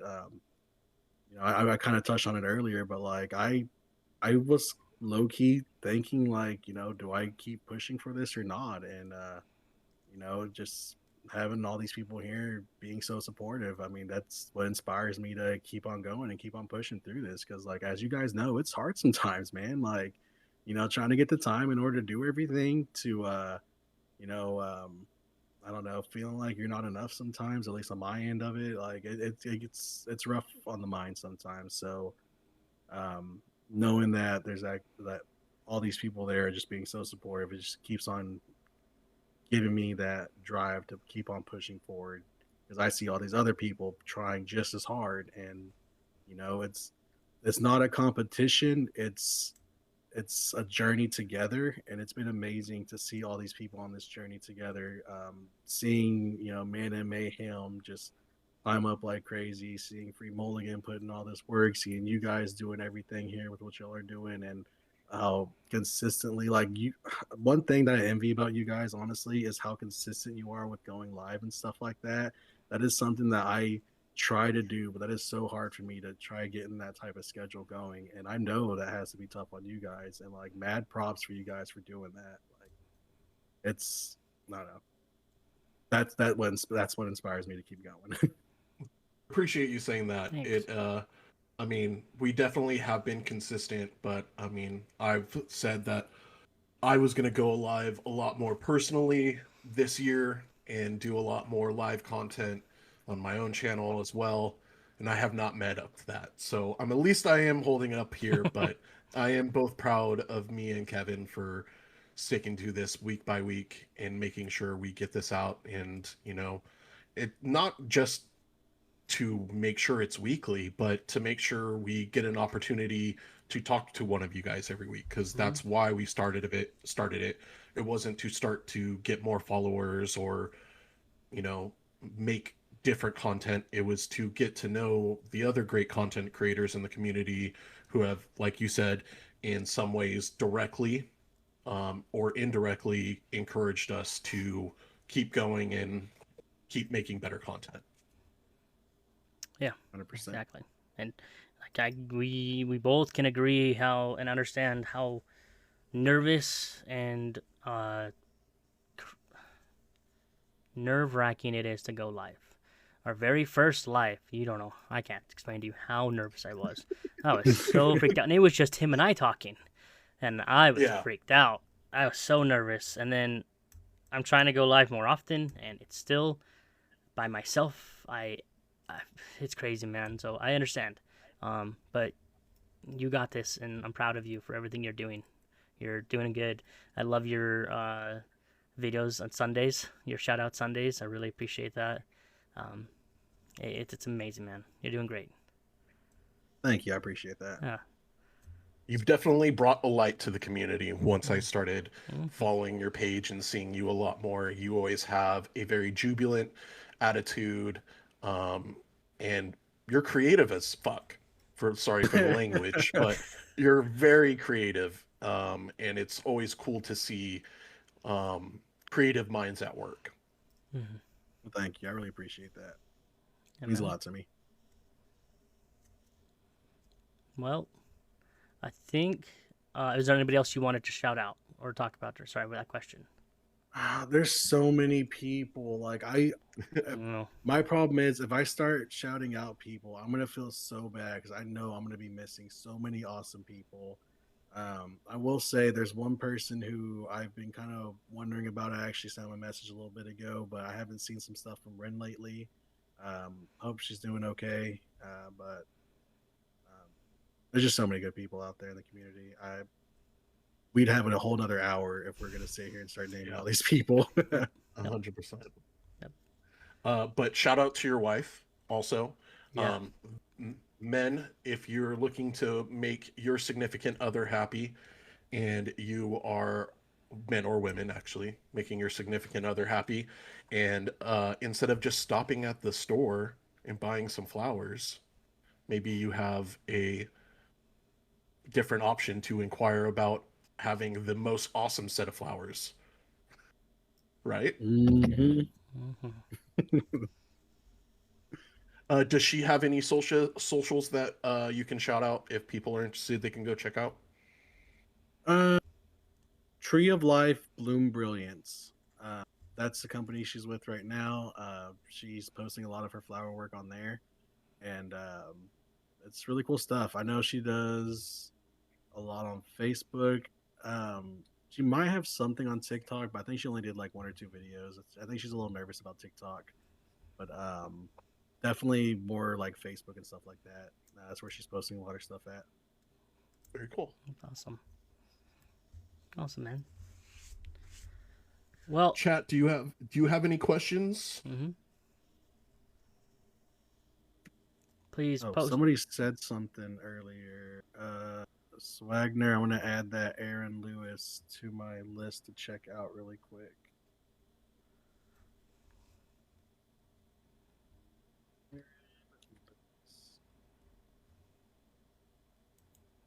I'm from Texas and I really don't listen to much country, so it's gonna be fun testing out some new waters for me.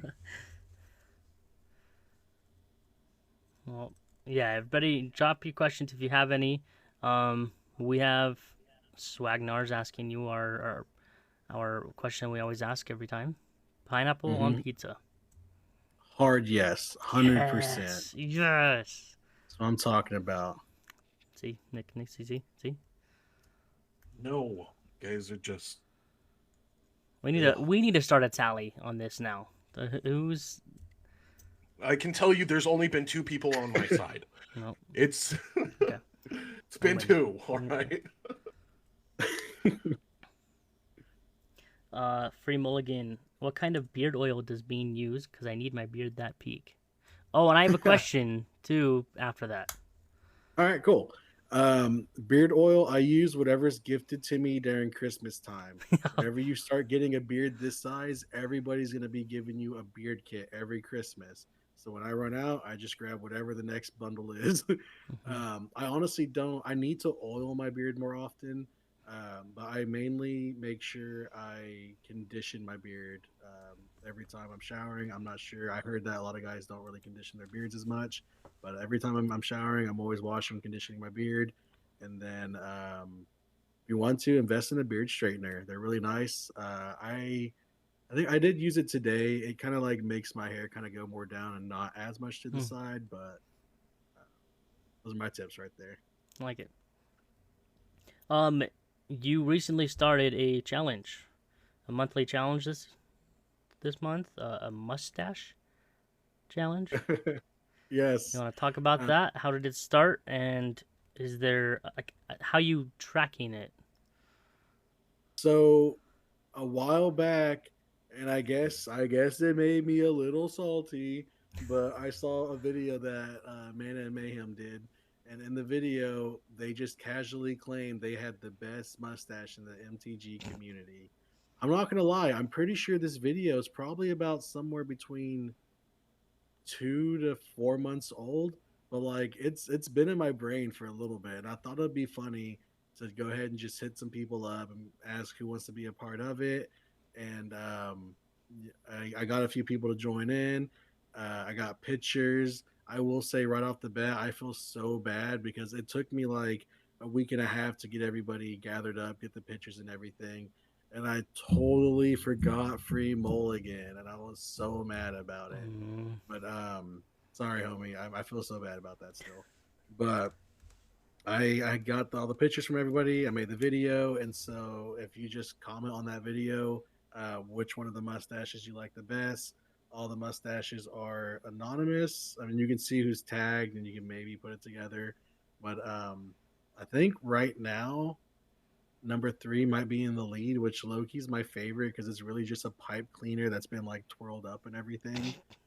So we'll see what happens. The winners announced tomorrow. They'll be sent out a booster pack, and then I'm gonna make a little custom sticker that shows like 2026 MTG Mustache Jamboree winner or something like that. And it seemed like it was a fun thing that I'm gonna go ahead and next month probably do a beard competition and just MTG beard competition, see what happens. Not gonna lie, I shot my shot, shoot my shot. I don't know. I attempted and I messaged Post Malone. I messaged the professor. And I messaged King Luke, and I was like, "Hey boys, this is what we're doing. Y'all want to join in?" Nothing. And I also found out once you send a message to somebody and they're not following you or your friends, you can never message them again. Yeah, you only Because get I one tried. chance. Yeah, you only get one shot. And I was Yeah. like, oh, damn, I just blew my one shot talking to post about a mustache competition.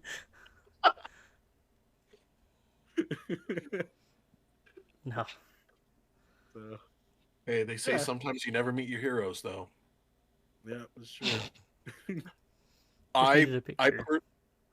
I personally am not a fan of my mustache, so I chose to sit out. But I will be a participant in the beard competition for sure. Heck yeah, man. That sounds great. My beard sucks, but I'll try, I guess. Hey, that's what I'm talking I can't about. grow anything right here, but sure. Let me be honest with you, and you can kind of tell my beard for the longest time, it never grew in the center. Good. Like it just did not want to grow there. And like even now it kind of like splits a little bit towards the bottom. But I don't know, you just keep on rocking with it and it fills in eventually. Yeah. My right side of my beard grows faster than the left side. Hmm. Hmm. That's interesting. So it's always like slightly longer on this side if I don't trim it enough. It's very interesting. Hmm. I guess my interesting beard thing would be I have red hairs in my beard. I do Oh, that too. was kind of Oh, fun. Yeah. Mhm. me too. The What? random pieces. Yeah, and they'll be like Yep. bright red. My dad's Mm-hmm. like, "Oh, your grandma's Irish," and I'm like, "What are you talking about? We don't got no Mexican Irish grandma." Oh, Mexican Irish grandma. I love that. Those That Irish one hair. The one hair makes you Irish. right? The beards. Let me add the beards to my list. Thank you, Swagnar. Free mulligan. I have white in my beard. I'm getting old. I have like this one strip of white that grows in my beard, like right here, Mhm. and it's very annoying.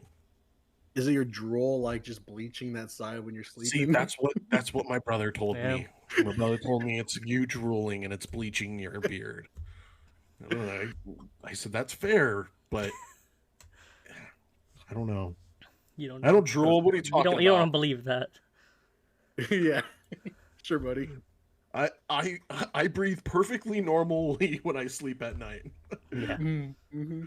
There's no essence of sleep apnea or snoring of any kind. Have y'all ever done a sleep apnea test? I don't I want have to. not. I need to. I That don't want to. sucks. I'm scared. Y'all want to hear my dumb story about that really quick? What? Yeah. I end up having to do one, and they put me on this machine, and I sleep on my tummy. I cannot sleep on my back, and so I had to be hooked up to all these sensors, and I pretty much had to sleep on my back.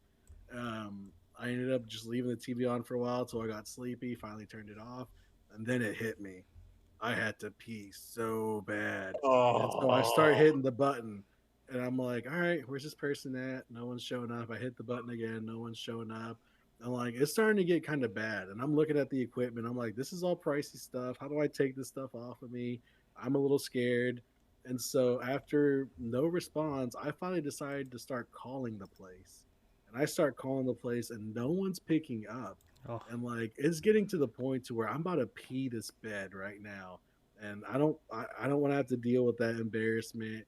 And like Mhm. after calling like three times, no one picking up, finally I end up looking up the corporate number for the business and someone picked up. And I was like, I'm at this location. I'm about to pee myself in this bed right now. I need someone to come in here and unhook these machines from me. And finally I felt so bad, but this person was like, I was heating up my lunch. I'm so sorry. But it was like 20 minutes though that I was laying there like in agony. I don't know. Oh, It that's was bad. awful. It was terrible. Oof. Yeah, unfortunately, I don't think you can sleep with a sleep apnea machine if you're a belly sleeper. I'm just gonna stop breathing then. I'm good. Well, there it No, goes. because my brother's the same way. He couldn't pass his test or take the test because of the way he sleeps. He's like, I can't sleep. Which is Like, understandable with the whole mask over you. Like, you yeah. can't just lay on your face with the mask on. He's like, I can't sleep like this. Like, I'm never gonna fall asleep. And they're like, Yeah. well, you're just gonna try. Like, eventually you'll fall asleep. And he never did. It's so hard. I'll do it sometimes. I'll be like, okay, I'm gonna try sleeping on my back tonight.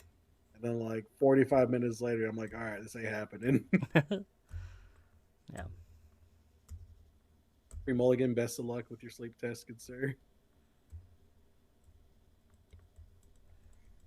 Do you want to ask him the other question? No, that's not really a question. It's not really What's a the other question. question? I'm interested now. Well, You guys keeping secrets from I me? have no, Nope. I feel like I have to explain it because it sounds really ridiculous the more I just ask it straight up. Yeah. Okay. So the question is lasagna. Yeah. Is it better cold? Ooh. It depends on what time of the day it is. What? If it's like dinner time and I don't know, it's to me if it's dinner time, it's best if it's warm. Now, if it's like early in the morning on a Saturday, I just woke up, I'm looking in Hmm. the fridge for something to eat, you best bet I am not going to heat up that lasagna. I'm going to eat my lasagna cold that morning. Okay. Okay. So That's my this mentality with it. so this all started because we had Ogre on and we were talking about pineapple on pizza and is it good, is it not? And he gave us his hot take that he said that cold pizza is better than warm pizza. Same mentality. In the morning, a cold pizza is better. In the evening, warm pizza is better. I said I will not deny your entire argument because there is something to cold pizza that is like it's great, it's wonderful, but there in realistically it's not better than warm pizza, right? But he claimed it did. And he goes, things like pizza and casseroles are better cold. Like the casseroles, the flavors marinate better together and marry together. So, the next day it tastes better. And I Yeah. said, okay, well, what about lasagna? And he said, absolutely not. And I said, but lasagna is a pizza casserole essentially. Yeah, pretty Think much. about it. And he's like, nope, nope. I want my lasagna hot. I'm like, that doesn't make sense to me because like if you have like my favorite thing about cold lasagna, I don't think it's better, but it's the fact that you can get all layers in one bite. So you're Yeah, getting right. all the flavors in one instead of like cutting it down and it all squishing out. And then Hmm. you're like trying to get these floppy noodles with a stiffer filling inside to all fit on your fork and go into your mouth.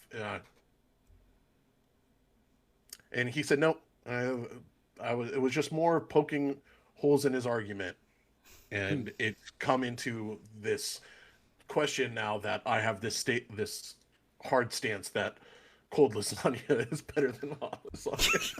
Yeah. Now, can I add something to this cold Italian mixture? Yes. What about canned ravioli and canned spaghettios or like spaghetti and meatballs? Are Ch- you boys warming that up or y'all just gonna open it up? And also, let me add on to this. Are you gonna open it up if you eat it cold and eat it straight from the can? Or are you gonna pour it in a bowl and eat it cold from a bowl? Okay. For me, there's two different things. I like eating it from the can because I'm also just lazy and I don't want to go heat it up. It's Hmm? good in the can, but it's not technically cold. It's not cold, No, but it's not warm. It's it's in not the like it's warm. it is warm. It's not heated up, but it's warm like room temperature, not My cold room as in the temperature is refrigerator. 69 degrees. Do you put yours in the refrigerator? No, I just keep the house low. Okay. Well, that changes things too. I eat it out of the can. I think it's fine. It is Okay. good to heat it up sometimes too, but it's a lot of work just for a can of raviolis. I'm so glad you asked this question. I'm 100% of the time straight out of the can. Yeah. My man. And it's Hmm. and I tell you what, it only is because I miss the nostalgia of eating it out of the can. Every once in a Mm. while, I'll get a craving and it's like, I'm hungry. I'm at the grocery store. Ooh, Chef Boyardee raviolis, 99 cents. Yeah. I don't know what I'm having. I've also done this, and I'm not proud of this, but I'm going to tell you guys. Taking taking a large French roll from the grocery store, right? Red Bull. Mm-hmm. And I've cut it in half, and I've hollowed the inside of it, and I have dumped the can of raviolis into the bread. That sounds good. Because there's always at the It end of the sauce. I don't. There's so many. I just throw it Yes, away, and so. yeah. Ooh, That gave me yeah. an epic mealtime flashback right Mhm. there. I did this less than 3 months ago, guys. You know what, man? You are living your best life, and I am proud of you. No, it was like I had that craving for out of the can Chef Boyardee raviolis. I don't know why. It happens to me every once in a while. And I was walking to the other side of the store, and there was the rack of the fresh bread, and I said, "Huh, Hmm. that would sound good." And I got home and I said, "This is an idea." Sounds pretty good. That sounds pretty good now. I will let you Does sound know good. you need to make sure that you have strong structural integrity at the bottom of the bread, or you will have a leakage problem of the tomato sauce. Sure. And if you're not paying attention, goes everywhere. Wait, were you really just holding the bread, or Literally, did so you have it on a plate or a it's a bowl or loaf. something? It's a loaf of bread. Well, I had a plate, yeah. I Okay. gotta have something to eat over, It didn't sound like you right? did. Well, like if you know, like if you have a sandwich or something, right, that or like a burrito, like you know what I'm saying, and it's contained, Yeah. right? Sometimes you're not very mindful and you just take a bite, and their structural integrity has been compromised at another point in the burrito that you aren't aware of, and then you have salsa leakage or whatever it is. So I took the bread, I cut the loaf in half, I hollowed out, so it was like a cone essentially, right? So the butt of the bread's down here, and then the holes up here, and it was filled with the Chef Boyardee raviolis. Oh, okay. Did you Did you eat it eat? like an ice Yeah, cream cone? yeah. Did you eat it Yes, like that, or did you eat the raviolis and then eat the bread after that, no, like a like a regular bread sandwich, bowl? like a no, like a Oh my sandwich. golly goodness! Somebody get this man to Subway quick. I'm I need telling to you, hear his idea. I need to be in an ideas department. The execution of my ideas are never the greatest, but the idea itself ain't bad. Swagnar asks, "What's your favorite diabolical food combo?" I can't even Are we think of talking anything. like bad to eat for you, or just like combining gross things together, or two Let's things together? And let's do enjoying it? let's do both. Okay. Worst combo is in like Uh, combinations, and then also just what bad for you in general. hmm. It's hard to think about. Yeah, as far as like worst combination, I don't know. People kind of get grossed out when I tell them popcorn and mustard. What? Like, Yeah. you get a little bit of mustard, you dip your popcorn in it, and then my mom taught me that one. It's pretty good. But I you can't have popcorn anymore, unfortunately, but that's definitely something that was like one of my combinations I liked. you dip your popcorn in mustard? Yeah, just like a little like, dude, just a little dip in it. I can't. I grab like a handful of popcorn when I eat it. I can't just take one kernel, dip it, throw it in. That's oof. Interesting though. I want to try it though. Butter popcorn? Yeah, buttered popcorn. It goes good with it. Other than that, when I was in culinary in high school, I made pancakes that had bacon, chives, and cheese in them. And it was a day where like I was in charge. Like we had like 3 or 4 kids who were in charge of making pancakes for the entire class that day. And so people would put in their requests. And so I was like, hey, I'm gonna do this. And I gave it to somebody, and they're like, "Man, that's great!" And so like everyone started requesting the one with the chives, bacon, and cheese in them. Okay. As far as bad for you, I mean, I don't know. Sometimes I got those days where I want to go to In and Out and just get me a freaking huge burger, animal style, with some fries on the side, animal style, and just all that down. Or Cane's. I get a ridiculous amount of cane sauce every time I go. Really? Cane sauce is My wife is delicious. always embarrassed if she's ordering, and I tell her how many cane sauces I want. You know, the amount of cane sauce you're about to put in my bag, now imagine 3 times that much. And you best put it in a separate container. I want my cane sauce cold. I don't want warm, hot cane Mhm. sauce that's like melting inside my Yeah. styrofoam box. Mm-hmm. What's up, Mama Nita? Nick, do you My have any? most diabolical food combo. This was something I used to make as a kid all the time. I don't know why. Even my friend would like it, but I would take a tortilla, Hmm.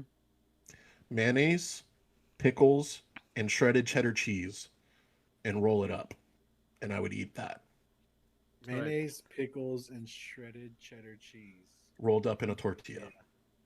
Would you heat it up at all, or just like No, that? just cold, straight out of the fridge. You and cold That's a no for things. me, dog. My favorite thing to make, I don't know why, but we had we always had like marshmallow fluff at my house. I never remember my mom buying it or ever us using it for any other reason other than um, I would make peanut butter, marshmallow fluff, and chocolate chip sandwiches.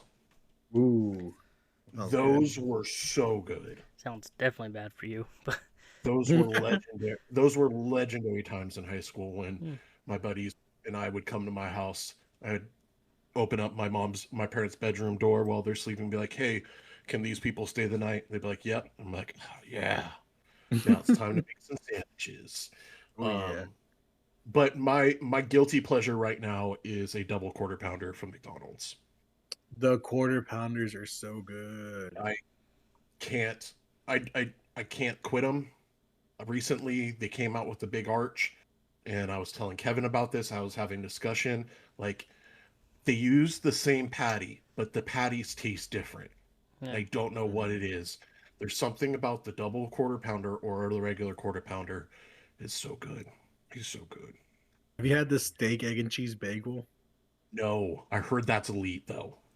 Get that with a little extra sauce on it. Oh my gosh, I haven't eaten dinner yet, so I'm like starving.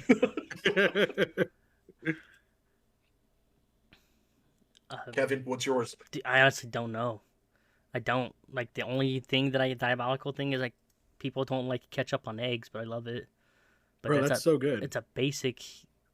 I don't know. I don't have a diabolical combo. I'm pretty I got another basic. one. Uh, my mom gets mad at me when she makes Mexican style rice, and I put it with ketchup because my uncle used to eat ketchup with Mexican style rice, and it's pretty good, man. The low-key smacks. But my mom finds it as like a smack to the face when I do that. Um, yeah, I think it's I good. I love ketchup on burgers, and I will like Mhm. use extra ketchup on my burgers, but I don't eat ketchup on anything else. Mm. My Hmm. hot dogs, nope.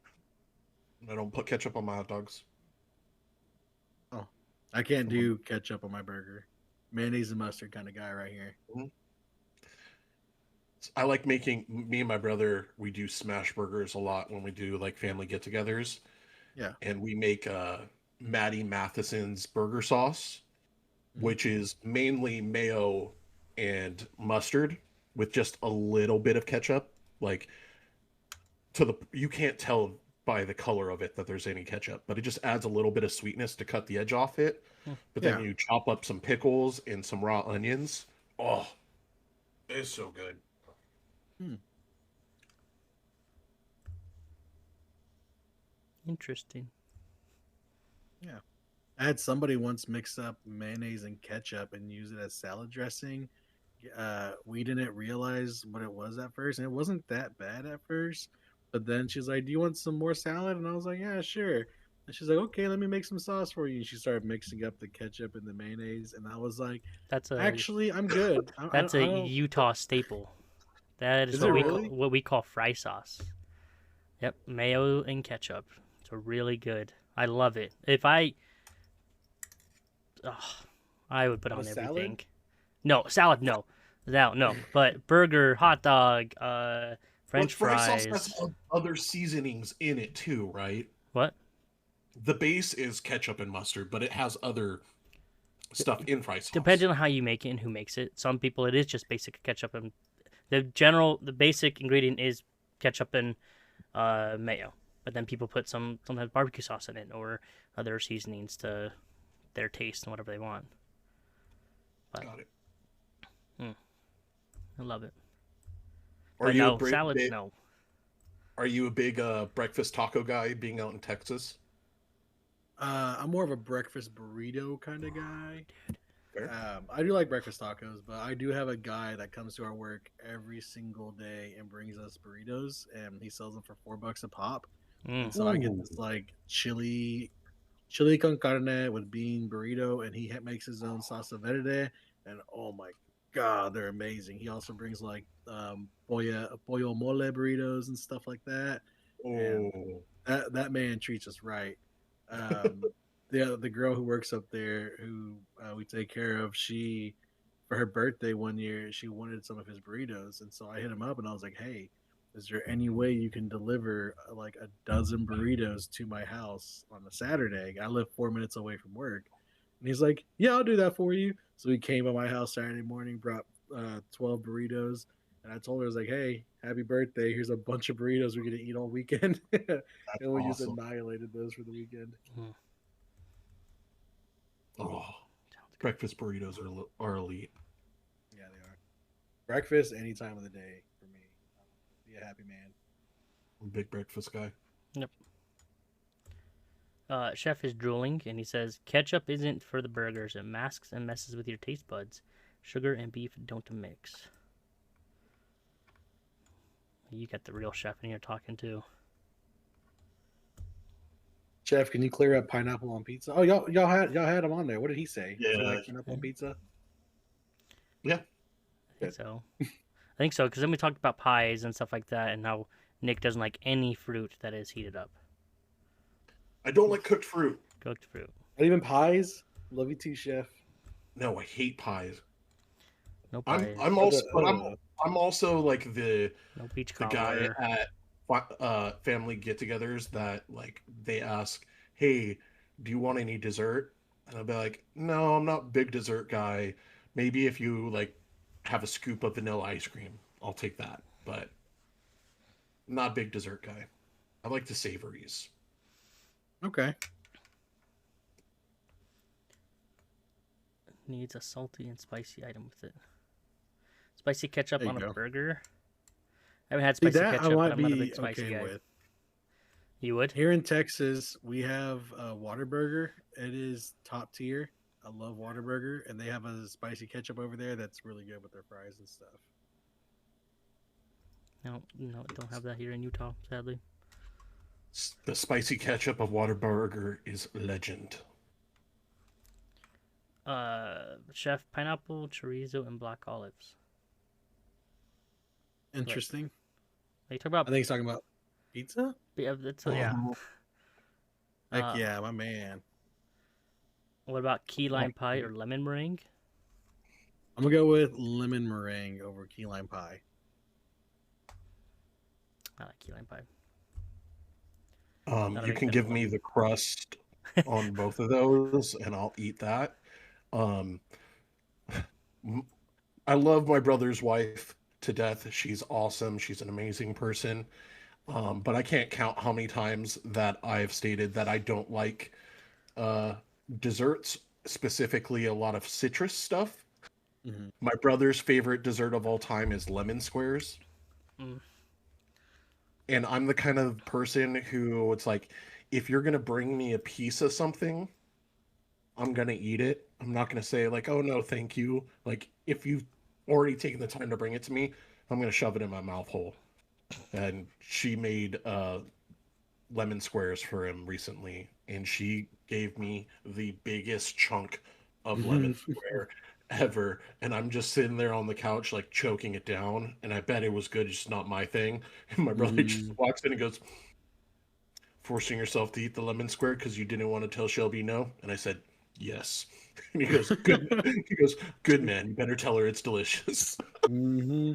Okay. That is a lesson that everyone should learn. I learned that the hard way when I was a kid. I had a friend who was like a family friend, but we called each other cousins, and our Mhm. moms were like really, really close together. And it was someone's birthday on at his family's house. We're all over there. His mom was slaving away making taquitos, and she gave me a taquito, and she's like, "Here, try it. What do you think?" and she gave it to me, and I feel bad because I mean this was like the driest taquito I've ever had. Mm. The meat inside of it remind me of that like fake like that like beef Mhm. jerky from back in the day and like the little tin cans or whatever. It was so dry, and I was like, I don't like it. It's not for me. And I went back later on to the kitchen. I saw her just crying in the kitchen, like at the Oh, stove, and I felt so bad. And someone did tell me it was because I told her I did not like the taquitos. And like I was the type of kid, we'd go to a Mexican restaurant, I would get a hamburger or a cheeseburger. Sorry, has to have cheese on oh, it. But I'd get a cheeseburger, and my mom would be like, "You're Mexican. You're at a Mexican restaurant. You're getting a cheeseburger." I'd be like, "I just want a cheeseburger." So always eat whatever someone hands you, and just be nice about it. Nick, so if I bring you a pie to Vegas, will you eat it? no. I'm making it for you though. But I'm telling you, don't right now. Okay, it'll be a surprise. He Don't worry. really wants you to bring it. Yeah, it'll be a surprise. Don't worry. By the time it gets there, it won't be warm. That makes you feel better. No, it doesn't. Okay. You gotta It's put it because underneath your shirt. it's what Ah. it does to the structural integrity of the fruit once it's cooked.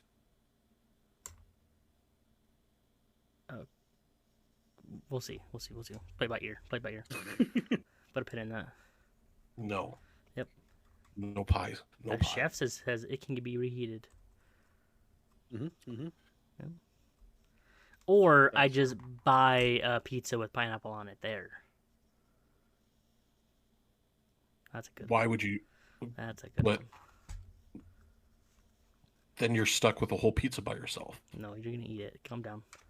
I am not. Okay, is I there don't any more questions in the chat? I'm not.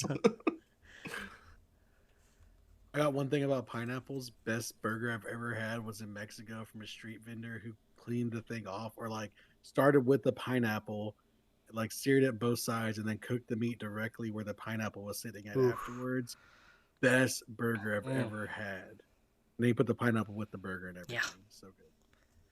I went to California. There was this place where it had a teriyaki burger with pineapple and teriyaki sauce on it. Oof, so good. Heck yeah.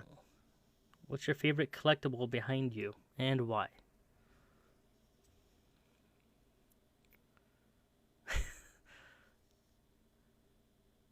I like this Vegeta I got because I won it from Chef's giveaway. But all caps. So my MF Doom mask is one of my favorite things I have over here. That's sick. So-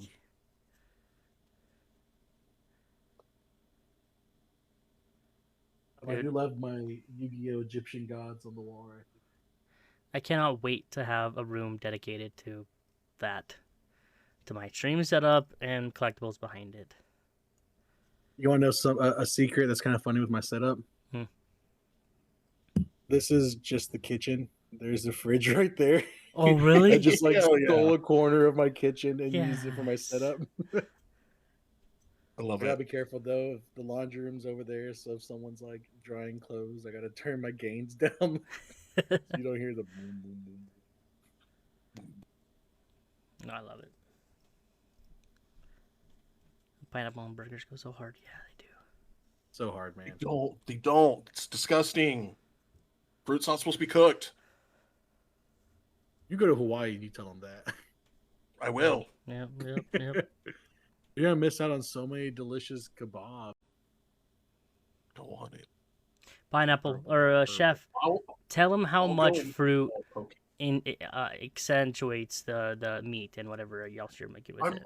I was about to say that the pineapple, the citizen, the pineapple breaks down the tissues inside the meat to make it more Mhm. tender for you. Mm-hmm. There's other ways to bring citrus elements and sweet elements to your burger without cooking fruit and putting it on there.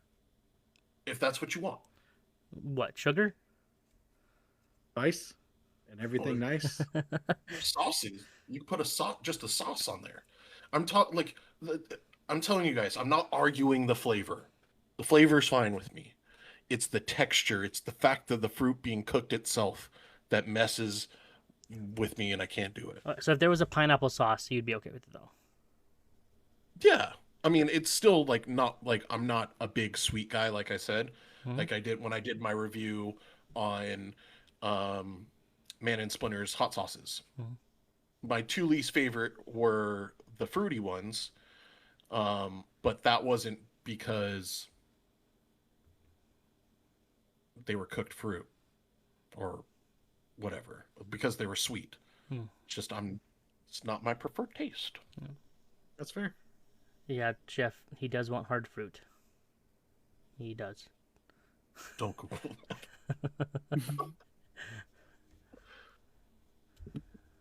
Well, Bean, I know you're hungry, and us talking about more food isn't probably helping. It's getting pretty late for you. Um, do we have any last questions from the chat before we Bean go satiate his hunger? And in the meantime, while we wait, Bean, is there any last words you want to talk about? Anything you want to say? Ask us, ask the chat, just announce. I don't have any questions for you guys right now. Can I do a plug? Yeah, Sure. that's what we're here for. All right, cool. Hey guys, we have a thing going on Patreon right now. For $5, you can join our sticker licker pack or group or whatever, our tier. We send out a custom sticker to you every month. It's going to be a new design from the D20 Speakeasy, and just something we're doing to kind of, I don't know, help support the business to just keep on growing. So feel free to check it out. If you decide to join, we do a shout out for you on Shout Out Sundays as well. And then Rob will shout you out on the blog he does at the d20speakeasy.com. When it comes down to it, just be the best version of yourself that you can be. If you can't do that today, you always have tomorrow. So just give it another shot tomorrow. That's all I got for you.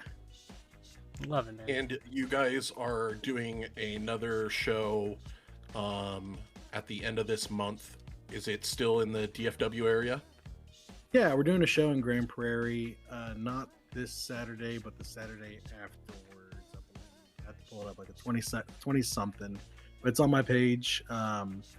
This one I'm really looking forward to because it's a very gamer based crowd. So I think it's gonna be really cool to meet up with some other vendors out there, check out a new card shop. Kami Games in Grand Prairie is the one who's hosting this. Big shout out to them, especially for the love for Kami and Dragon Ball Z. That instantly was like, oh yeah, love these guys already. But yeah, we got that coming up, and then we did one with the Mutant Bazaar recently in Fort Worth. That's something that we're looking to do every single month with them.